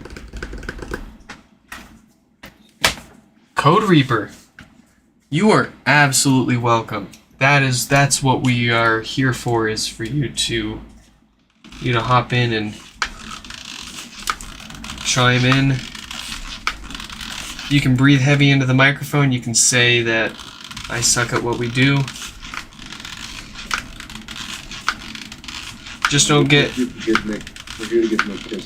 Just don't get too offensive. Just don't bring politics in here, and everyone will be happy. Oh, and no comments about my lack of hair. I'm just kidding. You can make all the jokes you want about me not having any hair. Just keep in mind, every time you joke about me not having hair, one of your hairs falls out, and Did you get that thing oiled down yet? one of your hairs falls out and will become one of my hairs. So if enough people joke about it, then everyone will go bald and I'll have a full head of hair and I get to laugh at all of you. So keep it up. Keep it up. What's the deviation to the greater good? Oh, hey, welcome. I didn't catch that though. What's up? No, not much. I just said consider it a donation for the greater good. Oh yeah. I don't know about you, but when my hair fell out in middle school, my running time, I kid you not, went a minute faster. And I don't know if that was from people chasing me, trying to bully me, and me running away from them faster, or the aerodynamics from about aerodynamics. yeah. It's all aerodynamics. The speed. That's okay. I went home, made my own taser, and then chased them with it. Never really.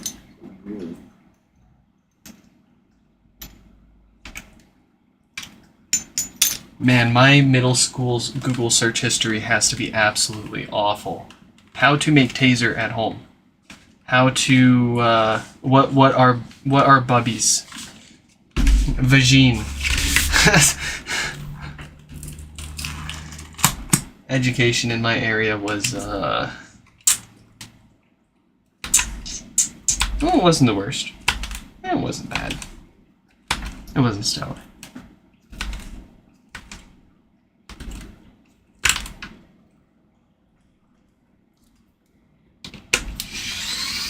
I'm looking at gov deals for some Apex radios, and I keep seeing tables under communication equipment. Wait, okay, I can see how you can justify a table being under communications. Like, you hold meetings. I'm gonna need some more information about that.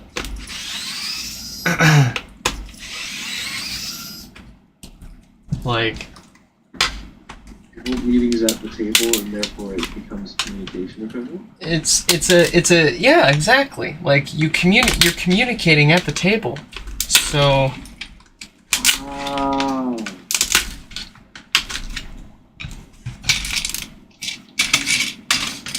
with great table comes great communication. If it's a bad table, then everyone's distracted by how bad the table is. But if it's a great table, it just feels like you're in an important meeting. I don't know whether he's joking. I was not kidding about the taser.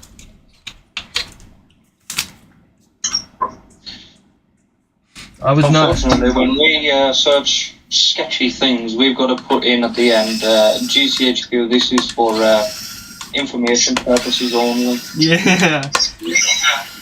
I should.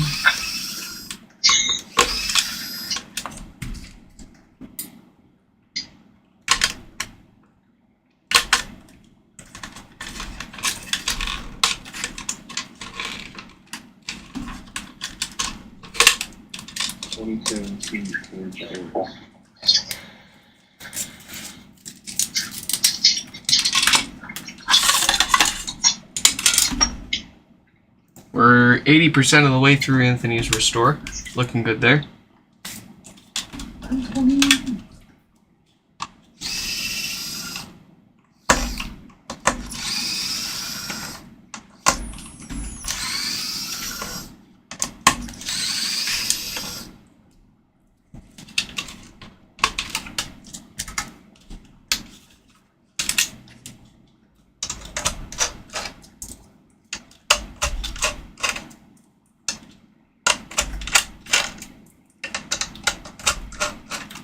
What exactly are these HomePods? Because I've never came across one before. Oh, no, it's, well, I can't be too surprised. Apple only sold a few million of them, and it was a rather expensive smart speaker that Apple introduced in late 2017, early 2018. It's one of its big party tricks is that it's got an omnidirectional sound, so it's got 7 tweeters at the bottom that fire outwards, and then it's got a subwoofer up top that fires upwards.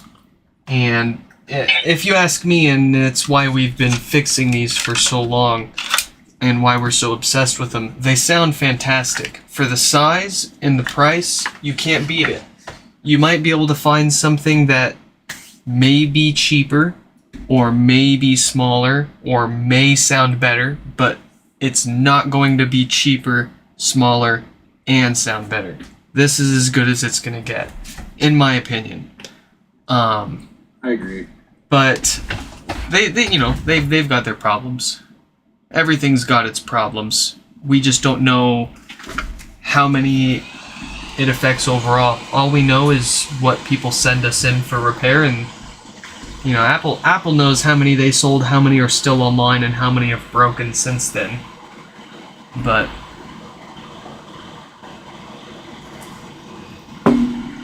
I mean, we're 5, 6, 7. We're 7, 8 years later, and people are still paying $60 to $80 to repair a smart speaker. That's got to say something. No one's paying that kind of money to fix an Alexa. No one's paying that kind of money to fix a Google Home speaker, or a Nest, or any of that other crap. People are paying that kind of money to fix real audio equipment.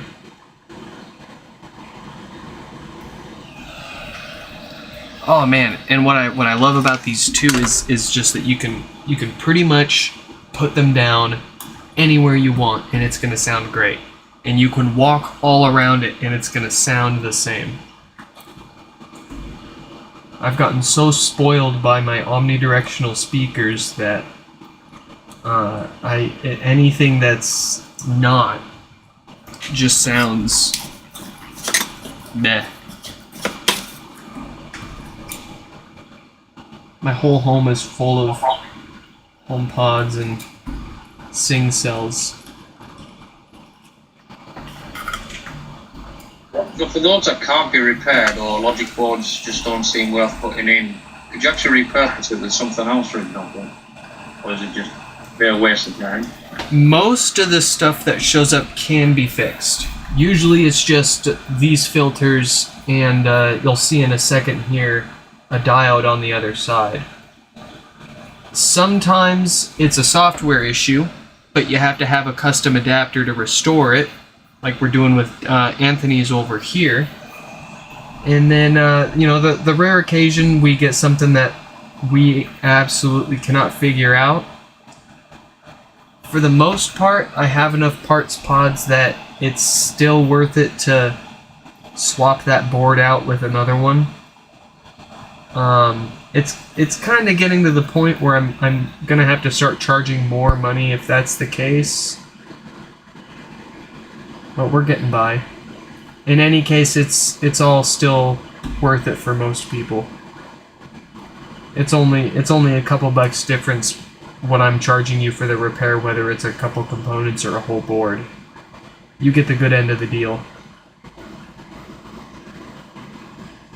Hey, anything's better than Apple's, let's just say that.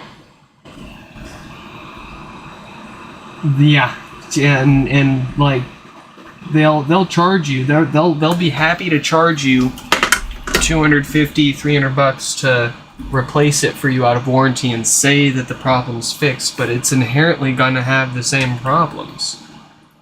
They didn't replace anything. They gave you another one that was still in the box from the day that your other one was made.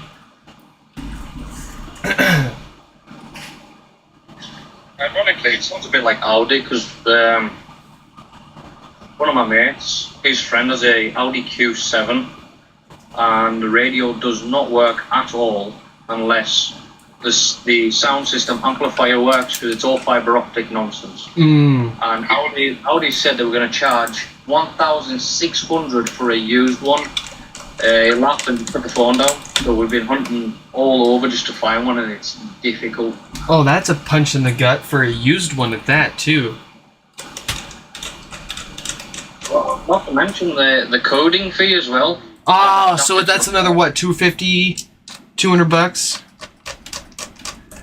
For us, in the UK, it was about £680 to load it in. I'm thinking, you could buy another Q7 for that. It's not worth it.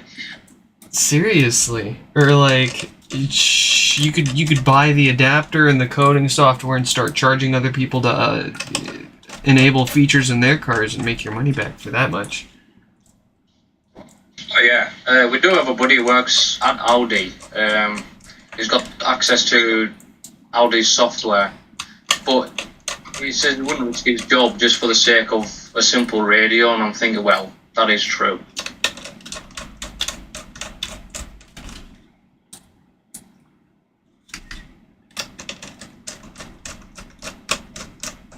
And it's like my wife's 2015 Volvo T6.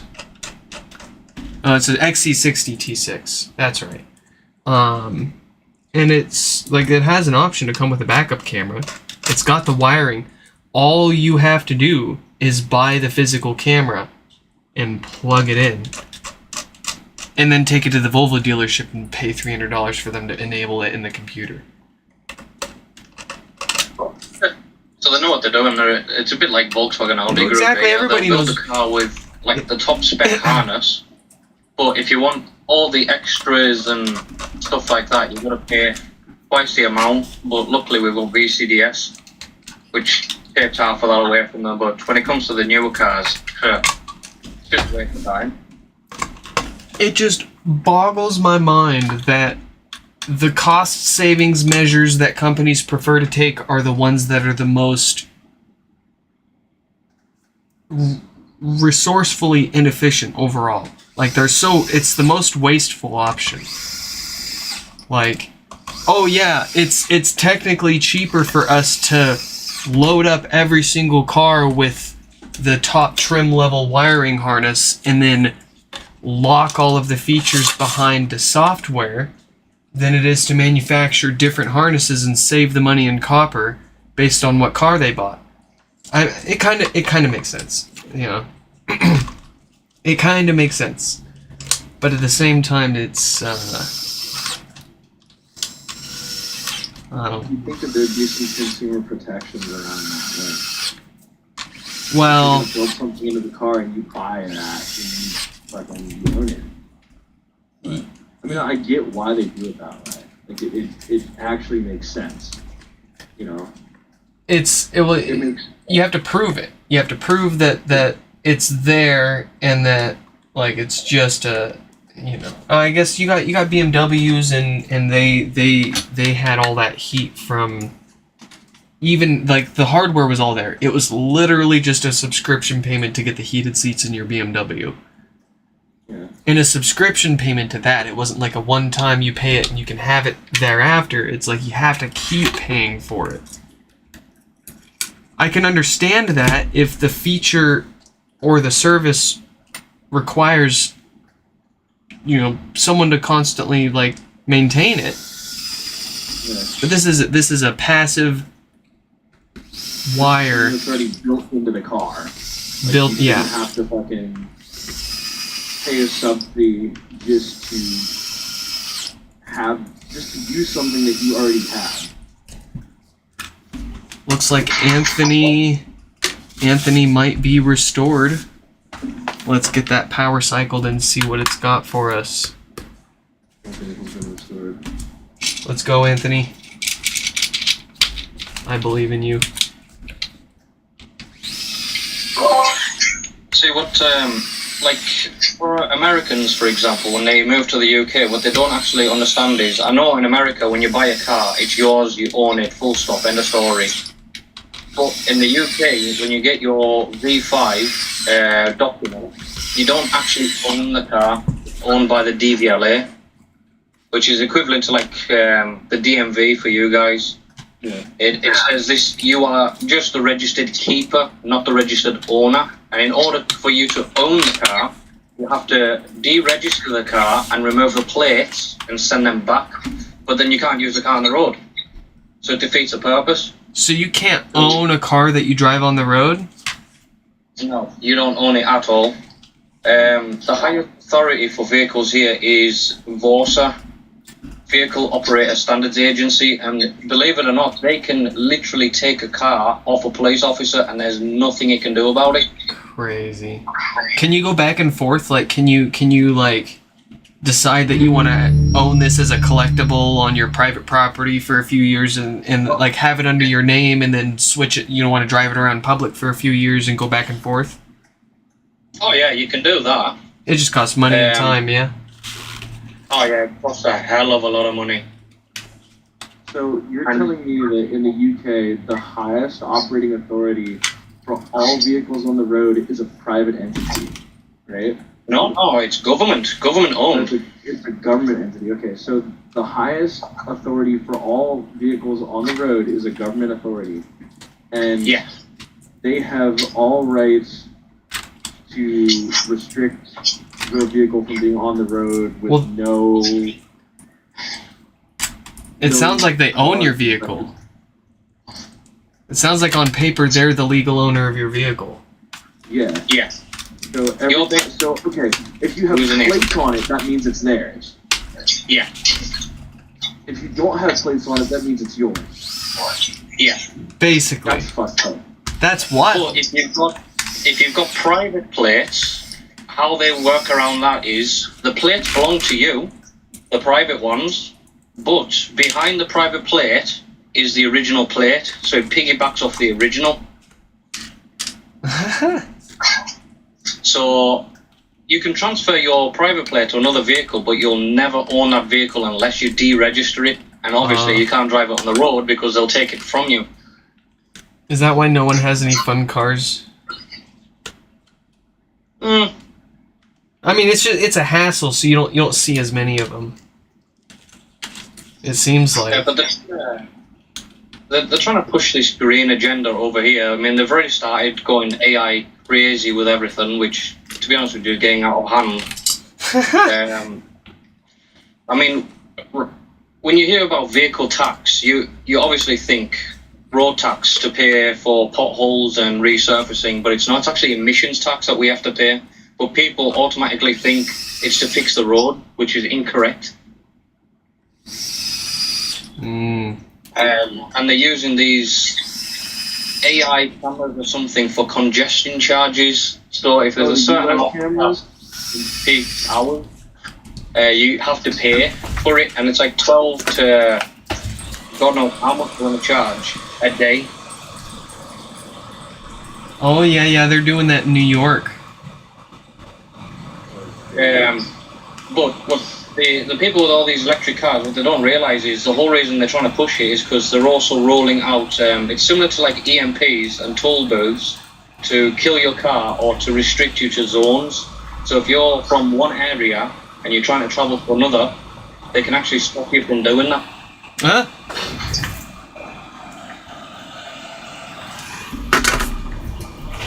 No, thank you.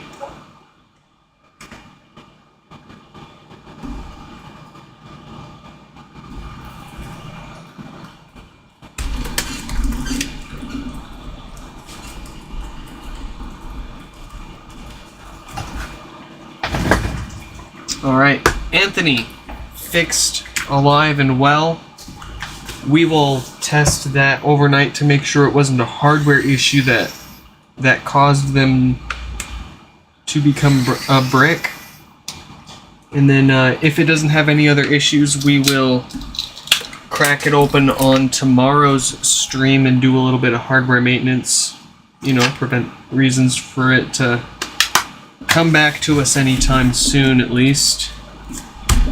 We want to stay in business. We don't want to fix everything, make these things invulnerable.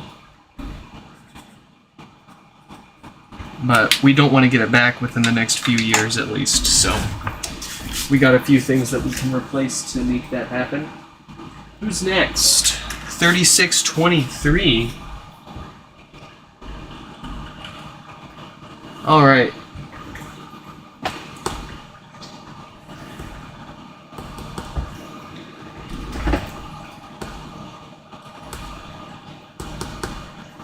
Looks like Kate's thinking about it.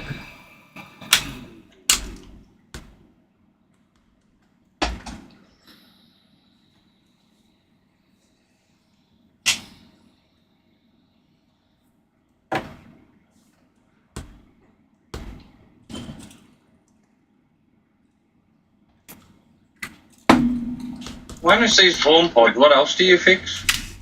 Ooh, we fix, HomePods are what we're known for, so that's what we get the most of. But we fix whatever people ask us to fix that we think we've got a reasonable shot at.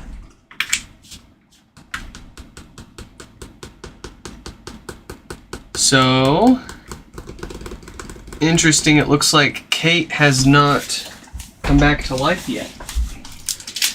Did we forget something here? No, we're still pulling a couple of watts from the wall. So it's not like we left something unplugged. Let's open this back up and see what's going on here. Let's clean up the names up on the screen too so we don't confuse people. There we go. So it's not like all the work that we did is for naught. All the parts that we replaced needed to be replaced whether they were the problem or not. But it seems like we have something else going on here.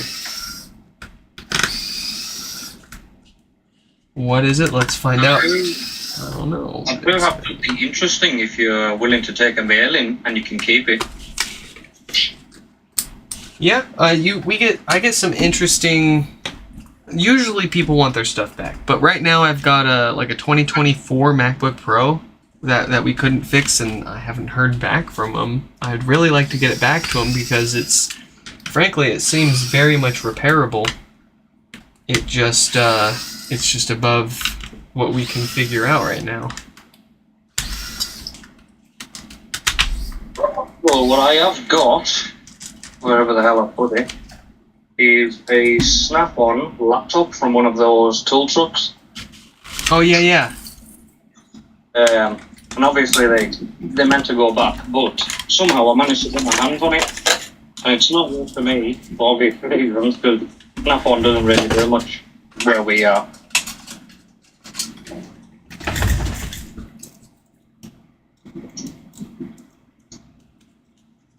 It's from a company called iTronics. I think I've heard of them.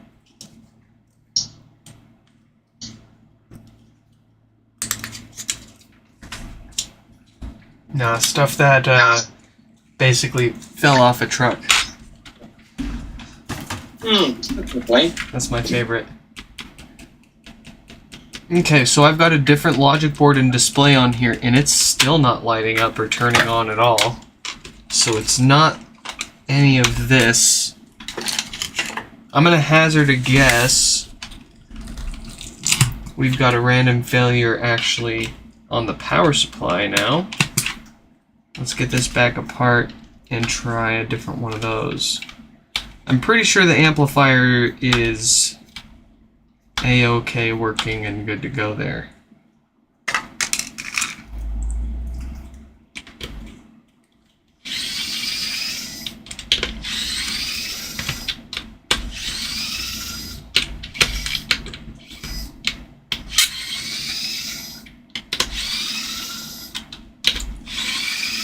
Oh, you know what would be funny is if we didn't even... I don't think I replaced the diode. I don't think I actually fixed the thing. I think I got preoccupied talking.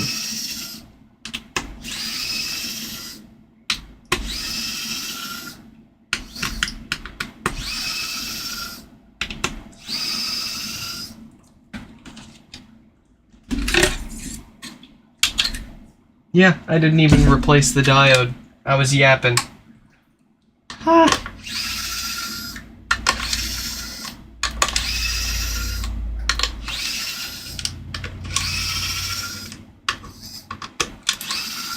Sorry for the scare, Kate.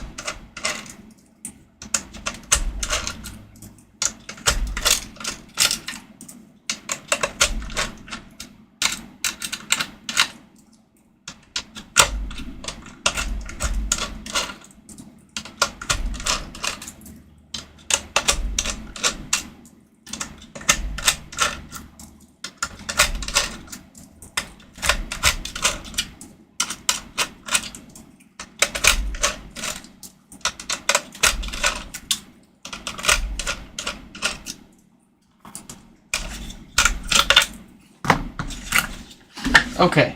Yeah, I did do the filters. I just didn't do the diode. You know, the thing that is actually broken. Let's get that taken care of real quick. There it is, 1748K on that diode right there.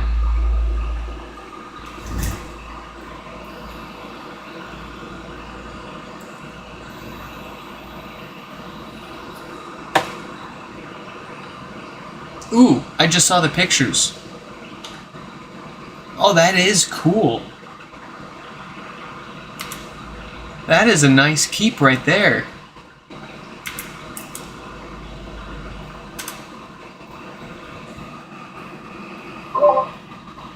You're more than welcome to it. I've got no use for it.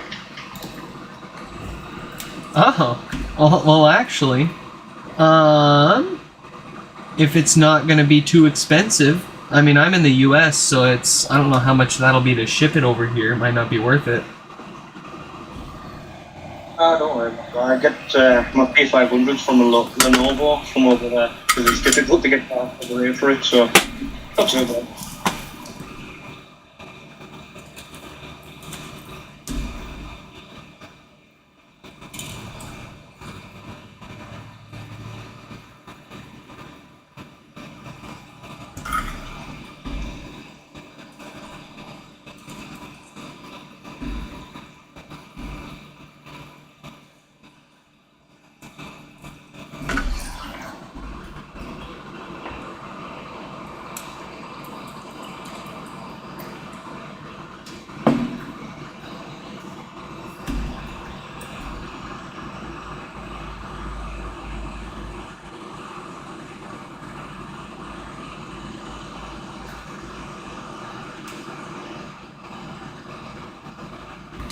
There we go.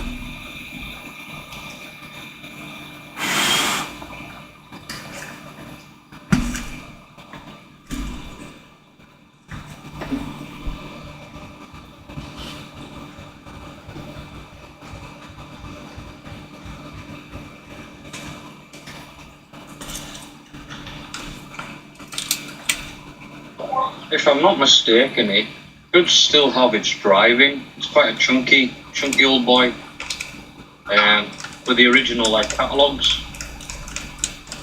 Oh, so it probably all still works. It just needs an adapter. Needs a little bit of juice. Oh yeah, most definitely.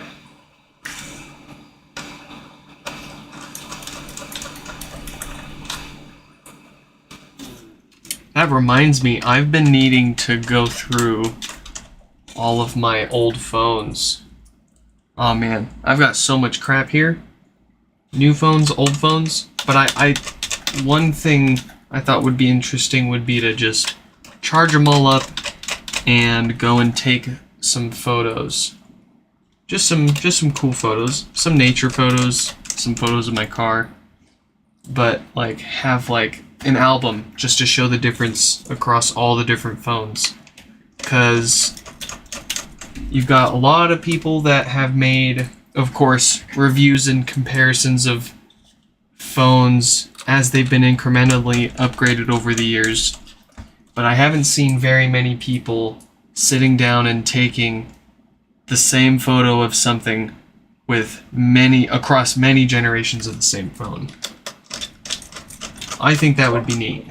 And I also want to do this. I have a couple of old film cameras that I want to do with it too.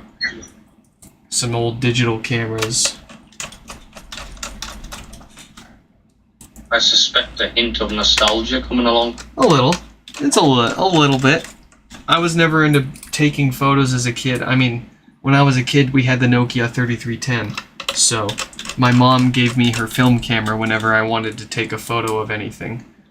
But I didn't have a phone with a camera on it until I wasn't taking pictures with my phone until pretty much outside of high school.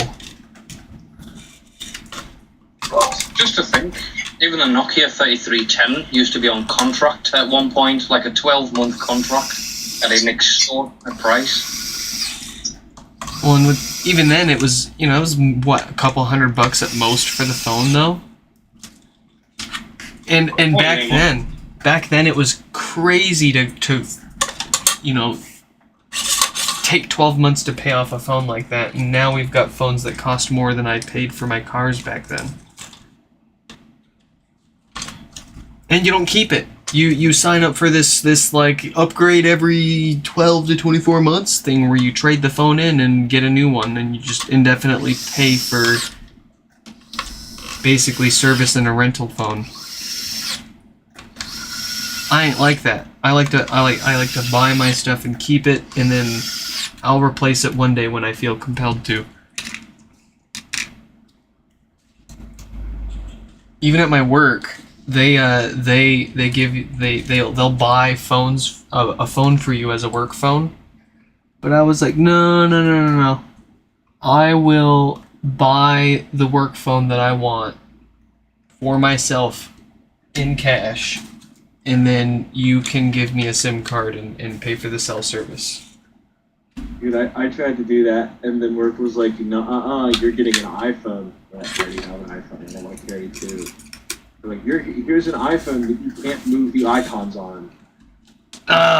No, see, I have an iPhone.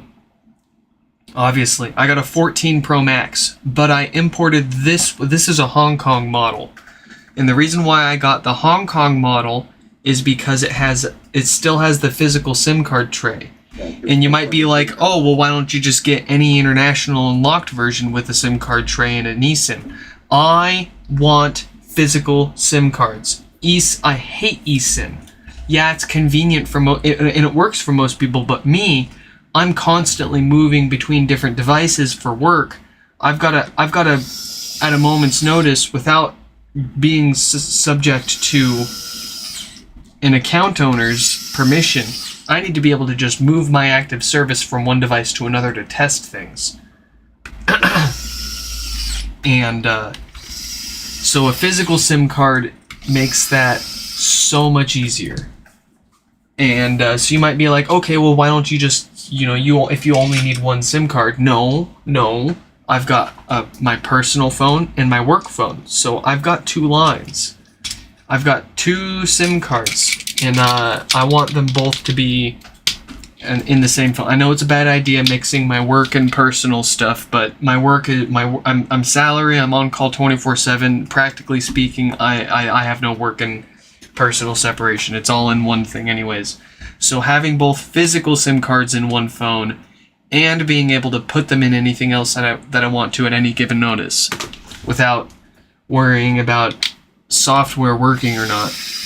Like I like the physical SIM. It just works. You put it in another phone and it just goes. With eSIM, it's like you got to do a dance and hope that it works. And I'm not the account owner of my work line, so I don't know how that works. But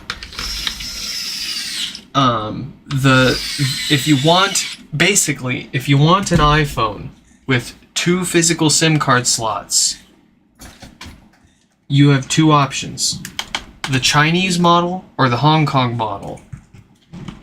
And if you get the Chinese model, Wi-Fi calling and FaceTime audio are disabled. So you're left only, out of every single version of iPhone that exists, the only model out there with two physical SIM card slots and no restrictions otherwise is the Hong Kong one. That's crazy. It's crazy. And it's still the case to this day. When they moved to eSIM, what was it, with the 14? Was it the 14 they did eSIM? Yeah. Or 13? I don't know. But as soon as they did that was the way to go. That was the only way you could do it. And it's still like that with the 16, and I'm sure it'll be that way with the 17. Hong Kong and China and Japan, if I'm not mistaken, they require physical SIMs. They're not playing around with eSIMs. So that's why that's the way it is. But fact check me on that. Don't take that for fact. I was going to say, it seems like the US is quite ahead of everyone else, because our iPhones still have to have SIM cards. They've still got the SIM tray. Like I'm okay with I get why like there's pros and cons for each one, but I don't see eSIM as a significant technological advantage. I see it more as a minor convenience feature for the average Joe. Do you not think it's the cellular provider. Well, like the only job of a SIM is to identify you. It's literally just an identification card. It's not a technologically bearing. It's not a for the most part, your SIM card isn't going to be any kind of bottleneck. It's literally just it's the equivalent of having your driver's license on you. And it's the same technology as a CAC and a credit card. It's literally just a token, a certificate that says, I am this person, I am this thing, right? Exactly. So like, and all they're doing now is loading it onto your device and putting it into a key store. It's they made it pure software now. I liked that it was a piece of hardware that I could move between my phone, but now it's all software based and no me gusta nada. The only person that just makes it easy for is the cell phone carrier. It makes it cheaper for them. I don't know how much easier it makes it for them, but what do they care if their minimum wage workers are the ones that have to punch in all the numbers and make it happen in the back end anyways. At the end of the day, their back end, like I said, the back end doesn't care. The back end practically doesn't know the difference between an eSIM or a physical SIM. All it knows is your account ID, basically, like your IMEI, your number that is used to authenticate you and say you are who you are and give you service. So it's literally just saving money, not shipping plastic SIM cards around and people losing those. Call me a conspiracy theorist, but I just think it's mainly, I think they're trying to shift up to this big data nonsense where it just makes it easier for everyone to know your business quite easily. Yeah, because you can't buy an eSIM with cash. You could buy a physical SIM with cash, but eSIM, that's all you have to obtain it with some kind of digital means. You have to walk into a store and I mean, you could pay with cash in a store to activate an eSIM account, but you're going to have to give them other personal information to set the account itself up. With a physical SIM card, I think you're onto something there. It may not be the primary reason, but it could be a very good, motivation for them to push everyone on it. It's like we've got all these people that can get away with stuff if they pay in cash. How do we reduce that? Well, that's already starting here in the UK. Cash machines are starting to get less and less cashified. Everyone's paying with their phones and their cards, and cash machines are just vanishing off the face of the earth. I mean, it's like, because we have a family in Europe, it's held, and traveling to Denmark, for example, in order to get a SIM card from them, you need to have a national ID number, and without that, you're not allowed to buy a SIM card. So you're stuck with either your home country one or having to give information just to get a permit, just to get a SIM card, which is a bit of a joke.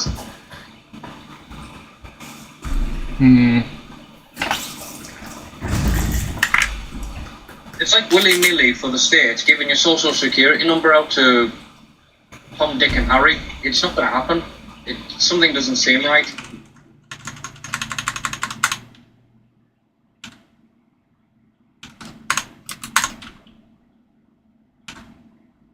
I'd like to buy this TV, please. Yeah, can I have your social security number? I'm sorry, what? I'm having trouble connecting. Boris Johnson wants to know how big your room is. I'll be honest, Boris is the laughingstock of this country. I mean, the whole country is a laughingstock at this moment in time. But that's a subject for another day. Yeah, subject for another day, another stream, maybe. I won't be that guy. We won't bring politics here, but Yeah. Yeah. Pain and misery throughout the whole world, I'll say that much. Almost. Hey, okay, so we've got the blinkies going with 3623 here. It's a brick, as clear as day. We need to let them know that we're working on this. I don't think I let them know yet. Oh, goodness. 3623 with a brick.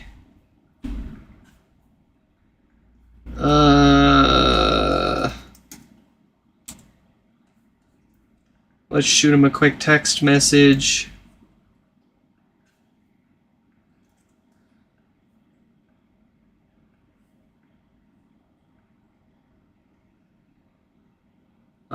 Looks like I did not text them. Looks like they were in email. Let's see here. Yes.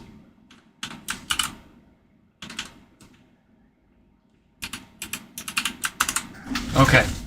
3623 has been messaged. Thank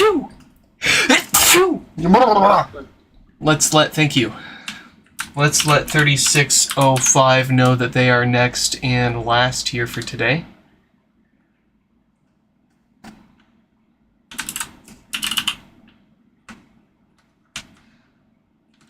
Man, I missed you. You missed what? I missed you. Oh, I missed you too, man. I've been worried about you. You went quiet for a while. G, but I do miss you. Yeah. Oh, you miss. Okay, well I have been worried about you though, for real. Oh, thanks, bud. I worry about everyone.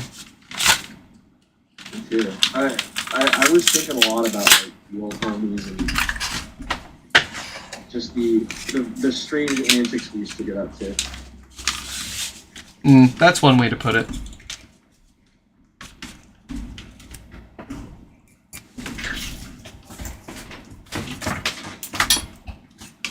I remember seeing Tipper's name somewhere, and I haven't. I am still. I'm still not over the fact that he won that computer. I know, dude. I still have the machine you built me like a long time ago. Oh, good. It still turns on. I still have that not cat phone, the zebra phone. Someone unlocked the bootloader on those. Really? Yeah, I'm waiting for them to tell me how the fuck they did it. But yeah, unlocked bootloader. Let's go, man. This is like a week ago too. This is like really recent. You know, I'm tempted to go to eBay and buy some because I gave them all away. I didn't have a use for them, and they were full of Walmart stuff. You need the one with like the first. It's the chipset from, is it Antel or Axel or something? It started with an A, I think. But it's the one that you sent me in ones of the similar generation. Not all of them you can unlock the bootloader, but some of them you can eventually. Oh, dude, I want to get one of those Zebra MC92s, like the ones that run fucking Windows Mobile. Oh, dude. Oh, I would do things for one of those. Like one of these. Oh my god. Oh, this one runs Windows Embedded. I remember this. This is when I was at Walmart. I picked up one of these more often than not. I didn't like the Zebras. These were the shit. Oh yes, dude.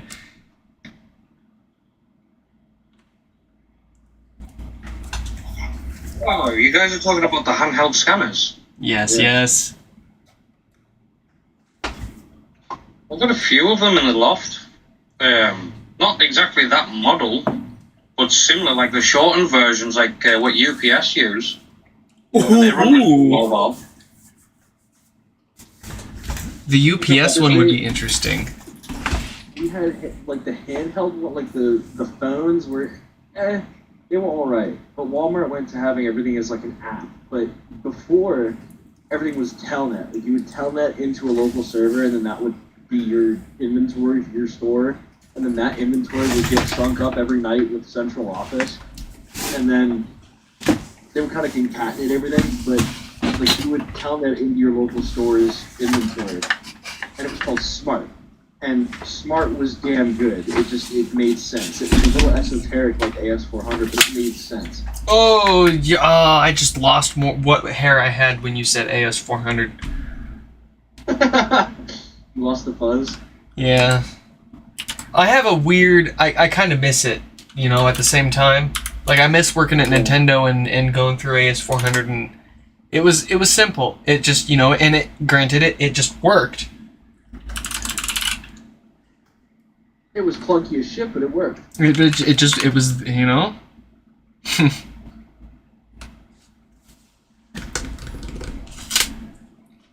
Alright. Hey, guess what? Look at that. 3623 is restoring successfully. It'll take a few minutes. We're going to let that work in the background while we work on the last one here for today, number 3605 with no power. Let's get that knocked out, and goodness, I think that'll mean a cleared queue for today. This one was Android. You phone who it is. Oh, that's a big boy. I would carry that around. This one's definitely stolen. There's no cables, there's no... somebody actually stole it.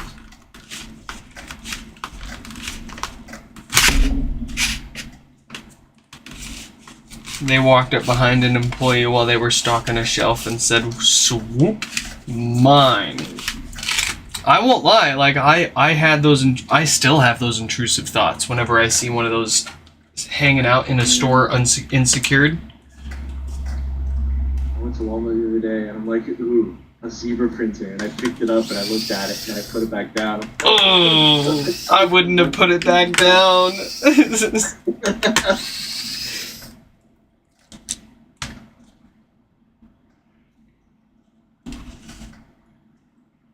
Those little label printers are the bomb, dude. Oh yeah, man. Like, especially if it's the thermal ones that, like, Yeah. you don't have to worry about the ink getting all smudged up and stuff. They're the ones just posted a picture. That's one of the ones. Exactly. Oh, that's Windows yeah, Mobile that 6. That's the GOAT mobile. Those are actually insane. Why do you have so many of these? I may or may not have helped ex-boss when I trying to hide inventory to get new ones. So they were my possession. Yeah, I mean, if you guys need new ones. They had this policy where if it ain't broke, there's no need to replace it, but they didn't say anything about if they seriously went missing. That's a different stuff. That's a different circumstances.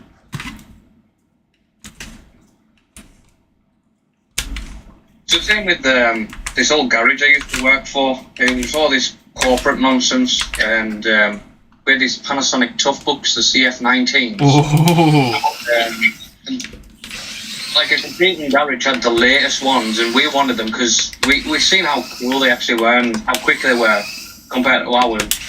And I ended up having to, shall we say, accidentally leaving them in the van, and the van ends up at my house with 3. So did a few other people. Let's just say we got the new tablet ones in the end. Speaking of tough books, I'm looking at a lot of 18 tough books. These are CF31s. Ooh, what are they? Considering it. What's left and what's the bid at? Bids at $625. And these are there's no specs, of course, but there's just no hard drives. Yeah, I don't care if it comes with a hard drive or not. I pretty much assume that anything I get's not gonna get one. Yeah. But I'm expecting like, well, I used to work with these, not these specifically, because these ran Windows 8, but I had ones that had Vista stickers. So I'm expecting like 8 gigs of RAM, if that. Oh, you'd be lucky if you had 8 gigs. That'd be maxed out if it had 8 gigs, man. We're talking maybe 4 gigs of RAM. It's probably 2 to 4 gigs, yeah.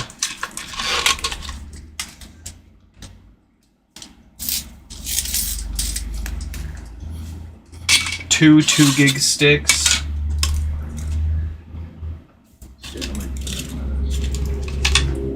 I mean, how many did they? 16 of them? Yeah, I mean, I would. I mean, if I had a grand to throw around at the moment on whatever I wanted, I'd throw up to it like a grand at it. But I probably wouldn't win.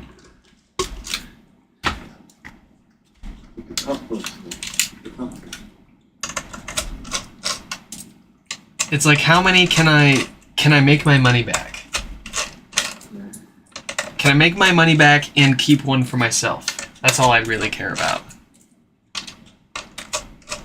That's what I look at for those junkies type thing. Well, that's what most people are doing, and that's why you probably won't win anything unless you want your margins to be just a little slimmer than the next guy. You never know. You get lucky sometimes. These days, it's just so much more public knowledge.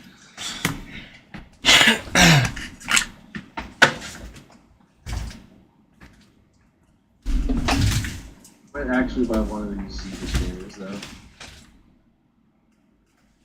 Like the big ones that run Android, because they take SIM cards too. Ooh. Actually might make that many things. If I can get graphic on this, yeah. We'll put one.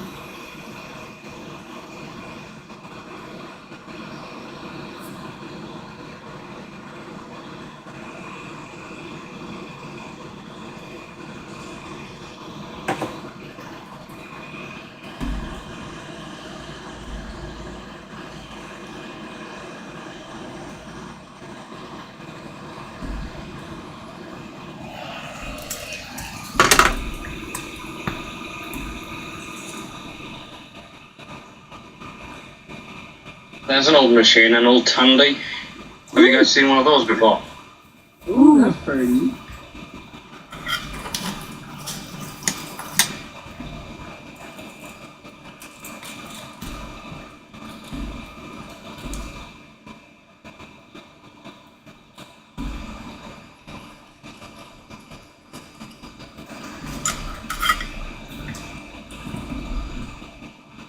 Oh, ha, Miyako. Here's a name you probably, or maybe, have you heard from Cake at all?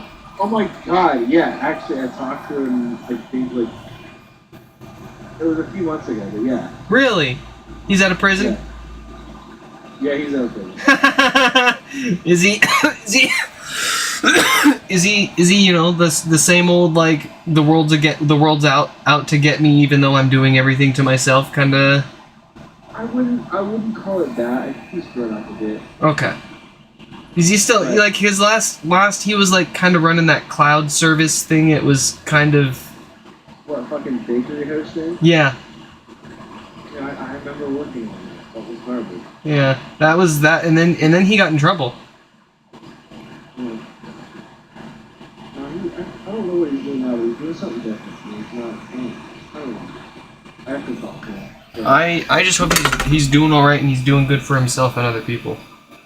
Yeah, I was talking, I don't know if you remember, Dev Ranger. I don't think so. The radio kid. Yeah.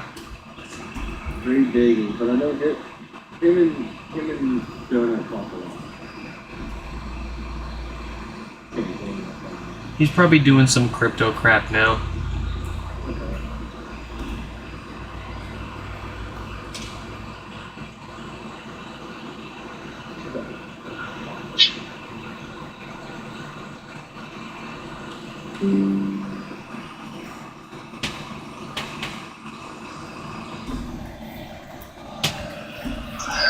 What temp are you using on the hot air station? Oh, I have it set to 500. I kind of doubt that it's actually getting that. It's probably more like 450-ish. But I move pretty quick. So Have you got those hot tweezers? Because I've seen they connect to the hot air station, so I think they're quite nifty. I need to get my hands on a set of those. I haven't needed them yet. The hot air, between the hot air and the iron, I've been able to get away with pretty much everything. But I do need to get some hot tweezers because that'll make some of the SMD stuff like these capacitors. I mean, I don't want to do hot tweezers on the filter capacitors because with how sensitive the filtering is, we're talking millivolts of DC. I'm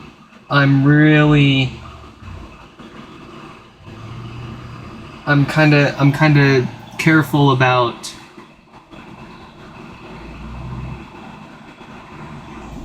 how those filters get put on the board. But for things that aren't so sensitive, I need to get myself a set. Definitely not one of the tools that I would consider necessary to get started with micro soldering and electronics repairs, though. You can get pretty far and long without them.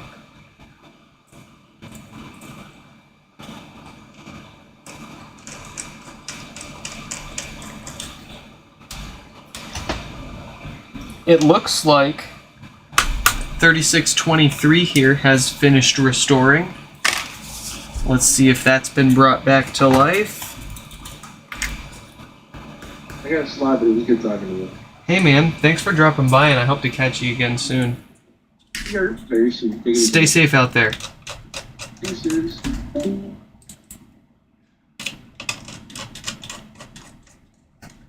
That was Miyako. We've known each other for as long as let's see, probably going on 8 to like 10 years now. He joined my Discord server when we made it, and helped with a significant amount of the back end. I mean, like, without him, I probably wouldn't have a website or an email server or any of that stuff. And I would have figured it out and gotten something and maybe have the same stuff that I have today, but I wouldn't it wouldn't have been nearly as easy or doable without him. That guy's pretty smart. Oh yeah. Gotta start somewhere, really. Yeah, I just put a picture on. That's what my bench looks like at the moment after rear. Ooh, let's look at the bench. I like setup pics. Yeah, you got your mat, you got your stack of stuff, you got a little fan there to keep the smoke out of your face. That's how you do it. And you got your hot air station there too, very nice. It looks like ironically, it's 550. It's a 550? How hot does that get? I think the max is 100. Really? Okay. I mean, mine's a knockoff 858, but it says it gets to. I don't know if it actually gets to 500, but. The 858D, finest Chinesium. Yeah, I mean, at the end of the day, it's essentially all the same. You've got the power going into the gun, and the heat's being generated in the gun. I need to get a real heat gun that's not a fire hazard. But I mean, I paid $50 or $60 for that thing 4 years ago, and it's fixed every single HomePod out of the thousands we've had here, and it's still kicking. I assume you would have got a spare heating element with it as well, did you? I did, and I haven't replaced it yet. It's ironic, like, because neither have I, and I've had that thing constantly running at some point. Yeah, I've never had to use the spare element. I know, right? Dude, I've even forgotten to turn it off, and I'll come home like a day or two later, and like it'll have fallen off the stand, and it's still sitting there, like kicking heat out.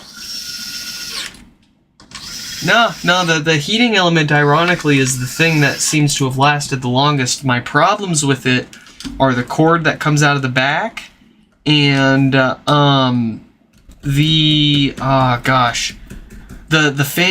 fan inside of it, the bearings have gone bad. So when I first go to use it for the day, it rattles itself apart.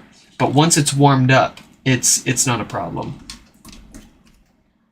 And I've tried finding replacement fans for it, but every replacement fan I can find and have tried for it has ended up being the totally wrong spec. It physically fits with a little bit of modification, but it doesn't spin nearly as fast. It's got nowhere near the airflow that it's supposed to have.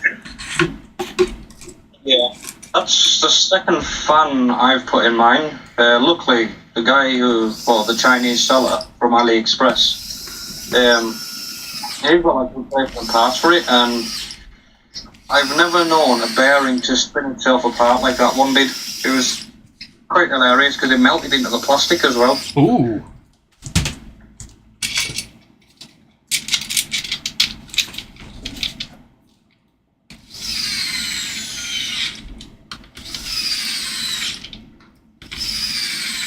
Alright, I normally don't click on links in the YouTube chat, Shuffle Hands, but I assume that you posted a setup picture and I have to see it now. Ooh. Okay. Alright. I like the stickers that you got set up there.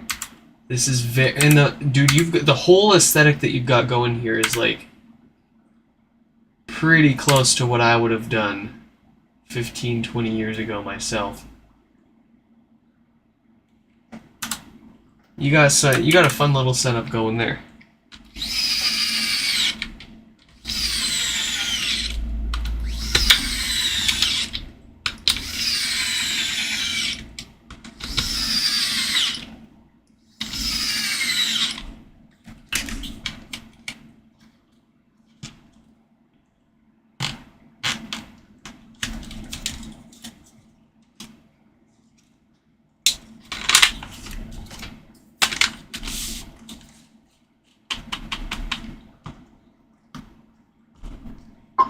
Have you got one of those little tiny? They're called mechanic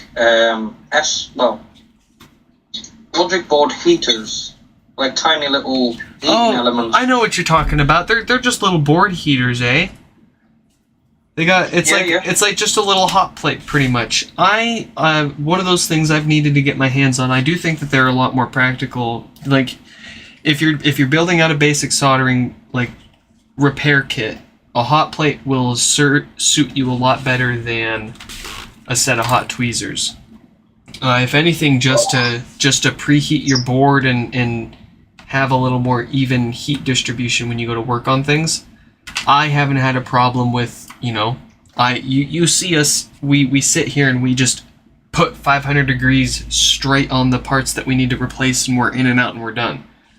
I generally don't have a problem with not preheating anything and just jumping in, fixing it, and getting out of there. But if it's your first time you're learning, or you've got a board like this where there's nothing on one side but stuff on the other side, that's one thing that I've, kind of why I've not gotten a board heater yet.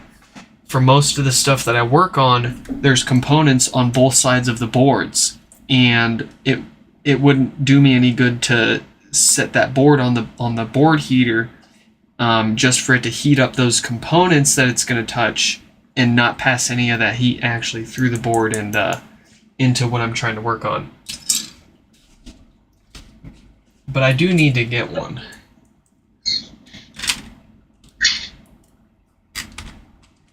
I've used them maybe once or twice, but for those little ESPs, ESP32, or just any kind of board where you've got any all sorts of stuff. If it's not, I don't know, but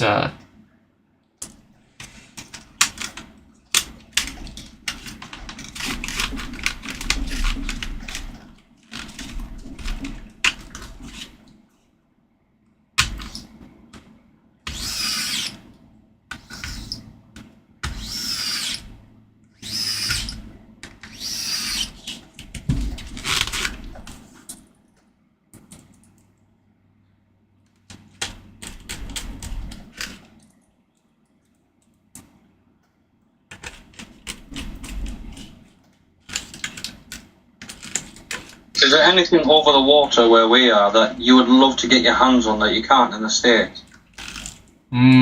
That's a really good question, and I'm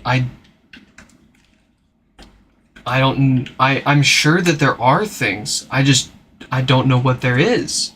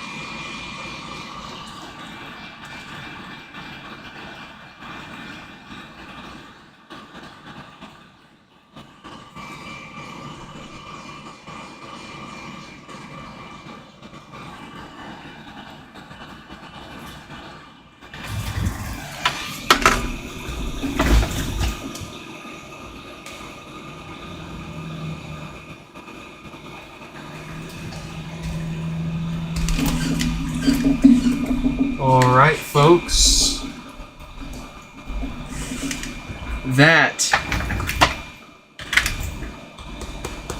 That's a clear cue.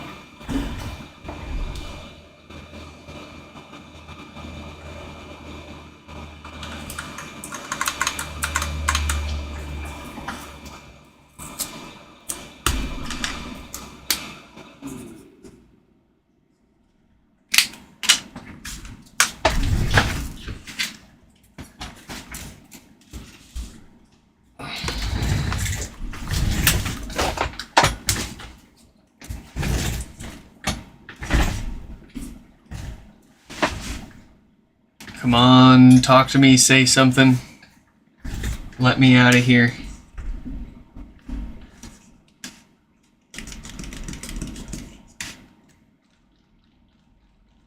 I'm having trouble connecting to the internet. Yes, yes. Folks, that is it. Everything is fixed.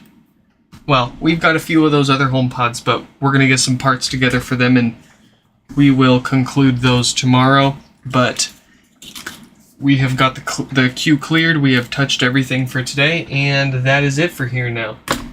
I hope you folks enjoyed this live stream repair. I thank you all for joining, and I hope to catch you in the next one. Goodbye.